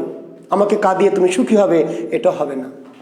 Anti romanticism, ভোগবাদ। ভোগবাদ, তুমি আমার মাল, তোমার সবকিছু আমার, তুমি অন্য কারো হতে পারবে না। আমি আরো মেলা কিছু এদিক ওদিক যাই খাই, কিন্তু তুমি আর কারো হবে না। It's anti romanticism. এই যে জীবন দাস, ওই যে বললাম যে রবীন্দ্রনাথরা বললেন যে না, প্রেমিকাকে স্পর্শ করা যাবে না, প্রেমিকাকে স্পর্শ করা যাবে, প্রেমকে স্পর্শ করা যাবে না, প্রেম মরে যাবে। এই যে বুদ্ধদেব বসু কি বলছেন জানেন? বুদ্ধদেব বসু, তোমার বক্ষের যুগল স্বর্গে ক্ষণতরে দিলে অধিকার, আমি আর ফিরিব না শাশ্বতে নিষ্ফল সংসার। যেখানে রবীন্দ্রনাথ বললেন যে প্রেমিকাকে স্পর্শই করা যাবে না। কেন স্পর্শ করা যাবে না? স্পর্শ করবো না, তাহলে প্রেমটা 1000 বছর বেঁচে থাকবে। স্পর্শ করলে প্রেম মরে যাবে, ক্ষয়ে যাবে, নষ্ট হয়ে যাবে। যে প্রেমকে বাঁচিয়ে রাখতে হবে, স্পর্শ করা যাবে না। জীবন দাস বললেন যে না, দরকার নাই, আমার 1000 বছর প্রেম বাঁচিয়ে রাখার কোনো দরকার নাই, আমার প্রেমকে আমি 1000 বছর বাঁচিয়ে রাখতে চাই না, কোনো দরকার নাই। কি? তোমার বক্ষের যুগল স্বর্গে ক্ষণতরে দিল অধিকার, আমি আর ফিরিব না শাশ্বতে নিষ্ফল সংসার। কিসের শাশ্বত, কিসের চিরন্তন? ধর্মীয় শাশ্বত চিরন্তন তো 1000 বছরের প্রেম দিয়ে আমি করবো কি? আমি প্রেম করবার, প্রেমিকা অন্যজন ভোগ করবে, আর আমি 1000 বছর প্রেম নিয়ে বেঁচে থাকবো। কোনো দরকার নেই, 1000 বছর প্রেম দরকার নাই। তুমি শুধু 2 মিনিট তোমার বক্ষের যুগল স্বর্গে, তোমার বুকের স্বর্গে আমাকে কয়েক মুহূর্ত স্থান দাও, তারপর তুমি চলে যাও, যেখানে খুশি সেখানে যাও। তোমার ওই 1000 বছরের প্রেম আমার দরকার নাই। That's called anti romanticism, that's called ভোগবাদ। আধুনিক প্রত্যেক প্রেমিক তাই, বুঝেন? জি। তো সাহিত্য আপনাকে বুঝতে হবে। আপনি সাহিত্য সমালোচনা, এই যে রিটেন পরীক্ষার্থী সাহিত্য সমালোচনা করবেন, কি জাতীয় সাহিত্য, এর রস কি, রূপ কি, হ্যান কি, ত্যান কি, সাহিত্য সমালোচনা করবেন, রিটেন লিখবেন, কেমনে লিখবেন? আপনাকে সাহিত্য বুঝতে হবে, সাহিত্য বুঝে পড়তে হবে ভাই। সাহিত্য গদবাদ, ওই যে কি করে পড়েন, কি ওই যে বই আছে বাজারে প্রচলিত বই, এত সালে এত সালে, চোখের বেলা 1903, চোখের বেলা 1903, শেষের কবিতা, শেষের কবিতা 1929, শেষের কবিতা, চোখের বেলা 1903, লাল ছালো 1947, লাল ছালো 1947, জি, পথের পাঁচালী, পথের পাঁচালী। এমনি করে পড়ে বিশেষ ক্যাডার হওয়া যাবে না, সুযোগ নাই ভাই। এমনি পড়ে হাজার হাজার লক্ষ লক্ষ শিক্ষার্থী প্রতিদিন পড়ছে, প্রতিনিয়ত। বিশেষ ক্যাডার হতে হলে আপনাকে বুঝে শুনে পড়তে হবে ভাই, জানতে হবে, বুঝতে পেরেছেন? জি। তো কাজেই জি, এই যে আমরা বলছিলাম যে কাজে এই যে আধুনিক যে জীবনবোধ, এন্টি রোমান্টিসিজম, এটি হচ্ছে আমাদের আধুনিকতা। এন্টি রোমান্টিসিজম, আধুনিক যুগটা 1941 সাল থেকে, অর্থাৎ দ্বিতীয় বিশ্বযুদ্ধ পরবর্তী এই যে আধুনিক পৃথিবীতে আর সেই রোমান্টিক প্রেম নেই। কি? সব এন্টি রোমান্টিক। শেষ করব, এন্টি রোমান্টিকতা শেষ করব একটি কথা শুধু বলে। আচ্ছা ভাবেন তো, একটি কথা বলে এই আলোচনাটা শেষ করবো, যে অনেকে বিরক্ত হতে পারেন। আচ্ছা ভাবেন, আপনি একটা প্রেম করছেন, প্রেমিকার সাথে 2 মাস, 6 মাস, 8 মাস, 1 বছর প্রেম করছেন, ঘুরছেন ফিরছেন, প্রেমিকা হাত ধরতে দেয়নি। 1 বছর প্রেম হয়ে গেছে, প্রেমিকা আপনাকে হাত স্পর্শ করতে দেয়নি। এই প্রেম জিন্দেগিতেও থাকবে না। আমি 2 কান কেটে ফেলে দিব। আপনি একটা ছেলে একটা মেয়ের সাথে প্রেম করছে, ছেলেটা রিক্সায় ওঠে, ফুচকা খাওয়ায়, আইসক্রিম খাওয়ায়, রিক্সায় ঘুরে, কিন্তু এই প্রেমিকা, এই মেয়েটি ছেলেটিকে হাত ধরতে দেয়নি কোনোদিন। বারবার একটা হাত ধরতে দেয় না। এই প্রেম জিন্দেগিতেও থাকবে না, নিশ্চিত এই প্রেম নিশ্চিত থাকবে না। আমি চ্যালেঞ্জ, ওভার চ্যালেঞ্জ, নিশ্চিত কেটে যাবে। আরে ওই ছেলে তো প্রেম করা শুরুই করেছে এটা ভেবে যে 3 মাসে প্রেম করব, তারপরে রিক্সায় উঠাবো, তারপর পার্কে যাব, তারপর হাত ধরবো, তারপর 5 মাসে গাল ধরবো, তারপর 6 মাসে কোমর ধরবো, 8 মাসে, এই তো টার্গেট, মাস্টার প্ল্যান করেই তো প্রেম শুরু করেছে। 1 বছর হয়ে গেল, হাতে ধরতে দেন না। তো চিন্তা করবে যে 1 বছরে হাতে ধরতে দেন না, তো গাল ধরবো কবে আর কোমর ধরবো কবে? তো লস প্রজেক্ট। এই প্রজেক্টে আর ইনভেস্ট করা যাবে না, এটা লস প্রজেক্ট, হবে না। এই প্রজেক্টে যে ইনভেস্ট করেছি সব বাদ। নিশ্চিত এই প্রেম কেটে যাবে। যদি না কেটে যায়, যদি এমন হয় যে 1 বছর ঘুরেছেন, হাত ধরতেন, তাও প্রেম আছে, আমাকে ফোন দিবেন, আমি 2 কান কেটে ঘুরে বেড়াবো। আচ্ছা মেয়েদের ক্ষেত্রে কি হবে? ছেলেরা তো বেয়াদ দেবে, একটু বজ্জাত টাইপের, ধান্দাবাজ। মেয়েদের ক্ষেত্রে কি হবে? কোনো মেয়ে যদি কোনো ছেলেকে ভালোবাসে, 3 মাস 4 মাস 6 মাস 1 বছর 2 বছর প্রেম হয়েছে, প্রেমিক তার হাত স্পর্শ করেনি, জীবনেও প্রেম থাকবে না। মেয়েটি কিন্তু ওয়েট করে আছে যে কখন প্রেমিক তার হাতটা একটু স্পর্শ করবে, একটু ছুঁয়ে দেবে, কিন্তু হাত ছয় না কেন। এবং হাত ধরতে চাইলে কিন্তু সে বলবে যে না দেখো, আমি কিন্তু হাতটা ধরা পছন্দ করি না, এটা ঠিক না, এটা অন্যায়, পাপ, তুমি কখনো আমাকে এরকম ভেবো না, আমি কিন্তু অন্য মেয়েদের মতো নয়। আসলে সে কিন্তু খুবই চায় যে ছেলেটা তার হাতটা স্পর্শ করুক। যখন আপনি স্পর্শ করেনও না, করতে চানও না, ছল করেও তার হাতটা একটু ছুঁয়ে দেন না, এই মেয়ে নিশ্চিতভাবে এই ছেলের নিশ্চিত প্রবলেম আছে। এই কোন ছাগলের সাথে প্রেম করছি, এই ছাগল মার্কা ছেলের সাথে প্রেম করছে না। যদি না ভাবে, যদি 1-2 বছর পরে এই মেয়েটা আপনার প্রেমে পড়ে থাকে, আমি 2 কান কেটে মাথা নেড়া করে ঘোল ঢেলে চলে যাবো। আপনি আমাকে ফোন দিবেন যে স্যার আমি 2 বছর ধরে প্রেম করছি, ছেলেটা আমার হাতও ধরতে চাইনি, স্পর্শ করিনি, তবু আমার প্রেম বেঁচে আছে। জি, আমাকে ফোন দিবেন, ফোন নাম্বার তো দিয়ে দিয়েছি। জি, তো যাই হোক, আমরা এই যে বললাম যে তাহলে এন্টি রোমান্টিক যুগ, আমরা বলছি যে আমরা জাকির বিসিএস স্পেশাল থেকে ভাই আমরা সাহিত্যের একটি কোর্স করাচ্ছি। আমি আবার একটু বিজ্ঞাপন বিরতি দিয়ে নিই যে আমরা জাকির বিসিএস স্পেশাল থেকে সাহিত্যের একটি কোর্স একদম আপাদমস্তক একদম শুরু করেছি। আমরা কিন্তু বাংলা সাহিত্যের উদ্ভব ইতিহাস ইন্দো ইউরোপ থেকে শুরু করে একটা ক্লাস আমরা নিয়ে ফেলেছি। আজকে আমাদের 2nd ক্লাস। তো আমরা ইচ্ছা করে ওপেন করে দিয়েছি সবার জন্য যে আপনারা সাহিত্যকে যেইভাবে ভাবেন, যেইভাবে পড়েন, যেইভাবে দেখেন, সাহিত্যটা যে একটু অন্যরকম সেটা একটু বোঝানোর জন্য। তো আশা করছি আপনারা আমাদের জাকির বিসিএস এ ঢুকে দেখবেন যে ওখানে আমাদের এই ভর্তির নিয়মগুলি দেওয়া আছে, মাত্র 500 টাকা।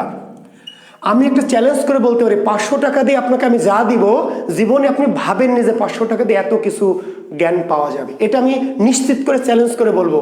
যদি আপনার মনে হয় যে স্যার 500 টাকা দিয়ে যা দিয়েছেন আমার লস হয়েছে, আমি টাকা ফেরত দিব, আমি 500 টাকা দিয়ে গোটা পুরো সাহিত্যের কোর্সটা একদম আপাদমস্তক করাবো এবং আমার ক্লাস থেকে সকল কোশ্চেন ইনশাল্লাহ আপনার কমন আসতে এবং কমন না আপনি নিশ্চিত ভালো মতো রিটেন পরীক্ষা দিতে পারবেন। তো জাকির বিসিএস স্পেশাল আমাদের বাংলা সাহিত্যের কোর্সটি চালু আছে।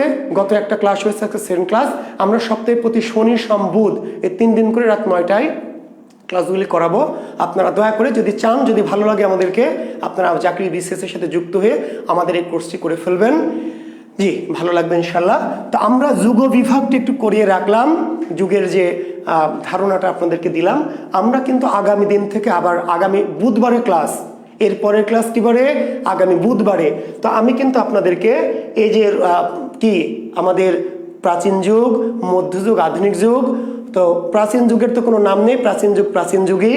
হ্যাঁ, এই ক্লাসগুলো রেকর্ডেড থাকবে। যারা লাইভ করতে পারবেন, জি যারা লাইভ করবেন তারা তো লাইভ করবেন, যারা লাইভ করতে পারবেন না তাদের জন্য রেকর্ডেড আকারে থেকে যাবে। যতদিন কোর্সটা চলবে ততদিন সকল ক্লাস রেকর্ডেড থাকবে এবং একবার না চাইলে একাধিকবার ক্লাসগুলো দেখতে পারবেন, যত খুশি ততবার। জি ইনশাল্লাহ। শনি সোম বুধ রাত 9টা। মধ্যযুগকে আমরা ভাগ করলাম, আধুনিক যুগকে ভাগ করলাম। এখন আমাদের কাজ কি? এখন আমাদের কাজ হচ্ছে প্রাচীন যুগ থেকে সাহিত্যগুলোকে, প্রাচীন যুগে সাহিত্যিক কারা কারা, গ্রন্থ কি কি, মধ্যযুগে সাহিত্যিক কারা কারা, সাহিত্যের ভাগগুলো কি কি, বুঝতে পারলেন? আধুনিক যুগে সে সাহিত্যিক কারার সাথে ভাগগুলো কি কি, আমরা জি ইনশাল্লাহ আমরা এগুলি ধরে ধরে পড়াবো। আগামীতে আমরা প্রাচীন যুগ শুরু করব। কি যুগ? প্রাচীন যুগ শুরু করব আগামী যে বুধবার রাত 9টায় আমরা। এবং আমি আবার বলছি, প্রাচীন যুগ থেকে 2টি প্রশ্ন আসবে। বিশেষ প্রিলিমিনারিতে প্রাচীন যুগ থেকে 2টি প্রশ্ন আসবে। প্রাচীন যুগ থেকে 2টি প্রশ্ন আমার আগামী দিনের ক্লাসে অবশ্যই 2টি প্রশ্ন। বাংলাদেশের যে কোনো পরীক্ষা কমন পাবেন, যদি না পান বাংলাদেশের যে কোনো জায়গায় পরীক্ষা দিতে গিয়ে প্রাচীন যুগ থেকে যদি আমার আলোচনার পরে প্রশ্ন কমন না পান, আমি আবার বলছি আপনারা আমাকে ফোন নাম্বার আমি প্রথমেই দিয়েছি, আপনারা ফোন দিবেন যে স্যার আপনি বলেছিলেন যে বাংলাদেশের যে কোনো পরীক্ষায় প্রাচীন যুগ থেকে আপনার আলোচনা থেকে প্রশ্ন কমন পাইনি। জি, আর রিটেনে কিন্তু 2টি প্রশ্ন থাকবে, 1টি বা 2টি। রিটেনে 1টি বা 2টি প্রশ্ন থাকবে। রিটেন যারা দিবেন প্রাচীন যুগ থেকে, চর্যাপদের ভাষা, চর্যাপদের আবিষ্কার সম্বন্ধে যা জানো, চর্যাপদের 2-4টা লাইন তুলে দেবে বলবে আধুনিক রূপ লেখো, ঠিক আছে, এগুলো দিবে। তো আমরা সেগুলো আগামী দিন আলোচনা করব। আর আপনাদের একটা কথা বলে শেষ করছি, এই যে বাংলাদেশের 3টি রোমান্টিক যুগ বা রবীন্দ্র বিরোধী যুগ, এটা শুরু হয়েছে একটা পত্রিকার মধ্য দিয়ে। এই কথাটা বলে শেষ করে আমরা পরে আসবো। এটা হচ্ছে কল্লোল পত্রিকা। কি পত্রিকা? কল্লোল। একটা জিনিস কথা বলে, বাংলাদেশে রবীন্দ্র বিরোধী চেতনা, বেন্টি রোমান্টিক চেতনা, বেন্টি রোমান্টিক যুগের সূচনা ঘটেছে একটা পত্রিকার মধ্য দিয়ে। সেই পত্রিকাটির নাম কি? কল্লোল পত্রিকা। কল্লোল। এই কল্লোল পত্রিকা 1923 সালে প্রকাশ, খুবই গুরুত্বপূর্ণ। বাংলা সাহিত্যে সবচেয়ে গুরুত্বপূর্ণ দামি পত্রিকাটি, সবচেয়ে আলোড়ন সৃষ্টিকারী পত্রিকার নাম কি? কল্লোল। প্রতি বছর প্রতি বিসিএস পত্রিকা থেকে প্রশ্ন হয় কল্লোল অথবা সবুজপত্র অথবা শিখা ইত্যাদি ইত্যাদি। ওকে জি, তো এই যে দেখবেন যে কল্লোল পত্রিকা বাংলা ভাষায় যত সাময়িক সাহিত্য পত্রিকা আছে তার সবচেয়ে আলোড়ন সৃষ্টিকারী। কেন? তাহলে বাংলার সাথে অ্যান্টি রোমান্টিক যুগ বা রবীন্দ্র বিরোধী যুগ কোন পত্রিকার মধ্যে দিয়ে শুরু হয়েছে? এই কল্লোল পত্রিকার মধ্যে দিয়ে। এই কল্লোল পত্রিকার লেখকদেরকে বলে কল্লোল যুগের বা কল্লোল গোষ্ঠীর লেখক। তাহলে বিশেষ প্রিলিমিনারিতে প্রশ্ন হবে, নিচের কে কল্লোল গোষ্ঠীর লেখক ছিলেন বা কে ছিলেন না? কল্লোল যুগের লেখক কে? কল্লোল যুগ কি? তাহলে এই যে যারা অ্যান্টি রোমান্টিক যুগের কবি, যারা রবীন্দ্র বিরোধী কবি, এই বেটারাই কি কল্লোল যুগের বা কল্লোল গোষ্ঠীর কবি। বুঝতে পারলেন? এই কল্লোল পত্রিকা 1923 সালে প্রকাশিত হয়। আর বাংলা 1330 বঙ্গাব্দে, বাংলা 1330। এই জন্য এই পত্রিকাটিকে বলা হয় 30-এর পত্রিকা। কি বলা হয়? 30-এর পত্রিকা। কল্লোল পত্রিকাটিকে বলা হয় 30-এর পত্রিকা। তাহলে নিচের কোনটি? 30-এর পত্রিকা। নিচের কোনটি? 30-এর পত্রিকা। বোঝা গেছে? তাহলে কল্লোল পত্রিকাটি যদি 1923 সালে প্রকাশিত হয়েছে, 1923 সালে, কিন্তু 23 সালে হলে এটার নাম 30-এর পত্রিকা কেন? ওই যে 1330 বঙ্গাব্দে, 1330 বঙ্গাব্দে প্রকাশিত হয়েছে বলে এই কল্লোল পত্রিকাটা বলে 30-এর পত্রিকা। তাহলে এই লেখক কারা? 30-এর লেখক কারা? 30-এর লেখক ওই যে যারা কল্লোল গোষ্ঠীর লেখক, যারা অ্যান্টি রোমান্টিক লেখক, যারা রবীন্দ্র বিরোধী লেখক, ওরা আবার কি কল্লোল গোষ্ঠীর বা 30-এর লেখক। 30-70 জি 30-এর পত্রিকা। শিক্ষার্থী বন্ধুরা, তাহলে রিটেনে আসবে কল্লোল যুগ কি, কল্লোল গোষ্ঠী কি, কল্লোল গোষ্ঠীর একজন লেখকের আলোচনা করো। বুঝতে পারলেন? তা আপনি কল্লোল যুগও বোঝেন না, কল্লোল গোষ্ঠীও বোঝেন না, অ্যান্টি রোমান্টিক বোঝেন না, সবই রিলেটেড, সবই জিনিস একই। জানতে হবে, জানলে লিখতে পারবেন। আমি বললাম যে বাংলাদেশের কোনো শিক্ষক আপনাকে প্রশ্ন করে আটকাতে পারবে কেন? তারা কোথা থেকে বাংলা পড়েছে? আমেরিকা থেকে না রাশিয়া থেকে?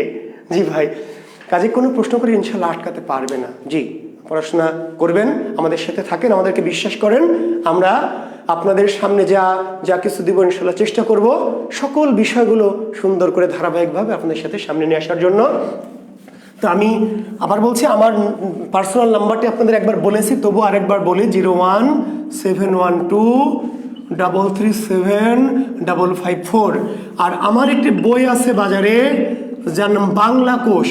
আচ্ছা, বাজারে সব জায়গায় পাওয়া যায় না, এটি শুধু রাজশাহীতেই পাওয়া যায় এই বইটি। আর দেশের বাইরে অর্থাৎ রাজশাহীর বাইরে, ঢাকা চট্টগ্রাম থেকে যদি কেউ নিতে চান, তাহলে আমার একটা এজেন্ট আছে, অর্থাৎ আমাদের একটা প্রকাশনী প্রতিষ্ঠান আছে, 01744727712। এই নাম্বারে যোগাযোগ করলে আমার এই বাংলা কোষ বইটি আপনারা পেতে পারবেন। যারা চান, যারা মনে করেন তারা নিতে পারবেন। আর আমার সাথে যদি কোনো বিষয়ে কথা বলতে চান, তাহলে এই নাম্বারটাতে আপনারা কথা বলতে পারবেন। আমি যদি ব্যস্ত না থাকি ইনশাআল্লাহ কথা বলবো। তো সামনের ক্লাসে নিশ্চয়ই আবার দেখা হবে, আবার আপনাদের সাথে সামনে আসব। জি, এখন ছুটি দিয়ে দিচ্ছি। জি, আগামী লেকচার 3, তাহলে আমাদের যে সাহিত্য কোর্স, তার লেকচার 1 গতদিন বাংলা ভাষা সাহিত্যের যুগ, বাংলা ভাষার উদ্ভব, ক্রমবিকাশ, ইন্দো ইউরোপে থেকে শুরু করে বঙ্গ কামরূপী পর্যন্ত আমরা আলোচনা করেছি। আজকে আমরা বাংলা সাহিত্যের যুগ বিভাগ আলোচনা করলাম। আগামী দিন থেকে আমাদের স্টার্ট হবে ক্লাস লেকচার 3। কোথা থেকে? ওই যে প্রাচীন যুগ। জি, তো ধন্যবাদ, ভালো থাকবেন, দেখা হবে ইনশাল্লাহ সামনের আমাদের গ্রুপ, আমাদের জাকির বিসিএসের সেক্রেট গ্রুপে। সবার সাথে দেখা হবে। শুভকামনা, আল্লাহ হাফেজ, শুভরাত্রি।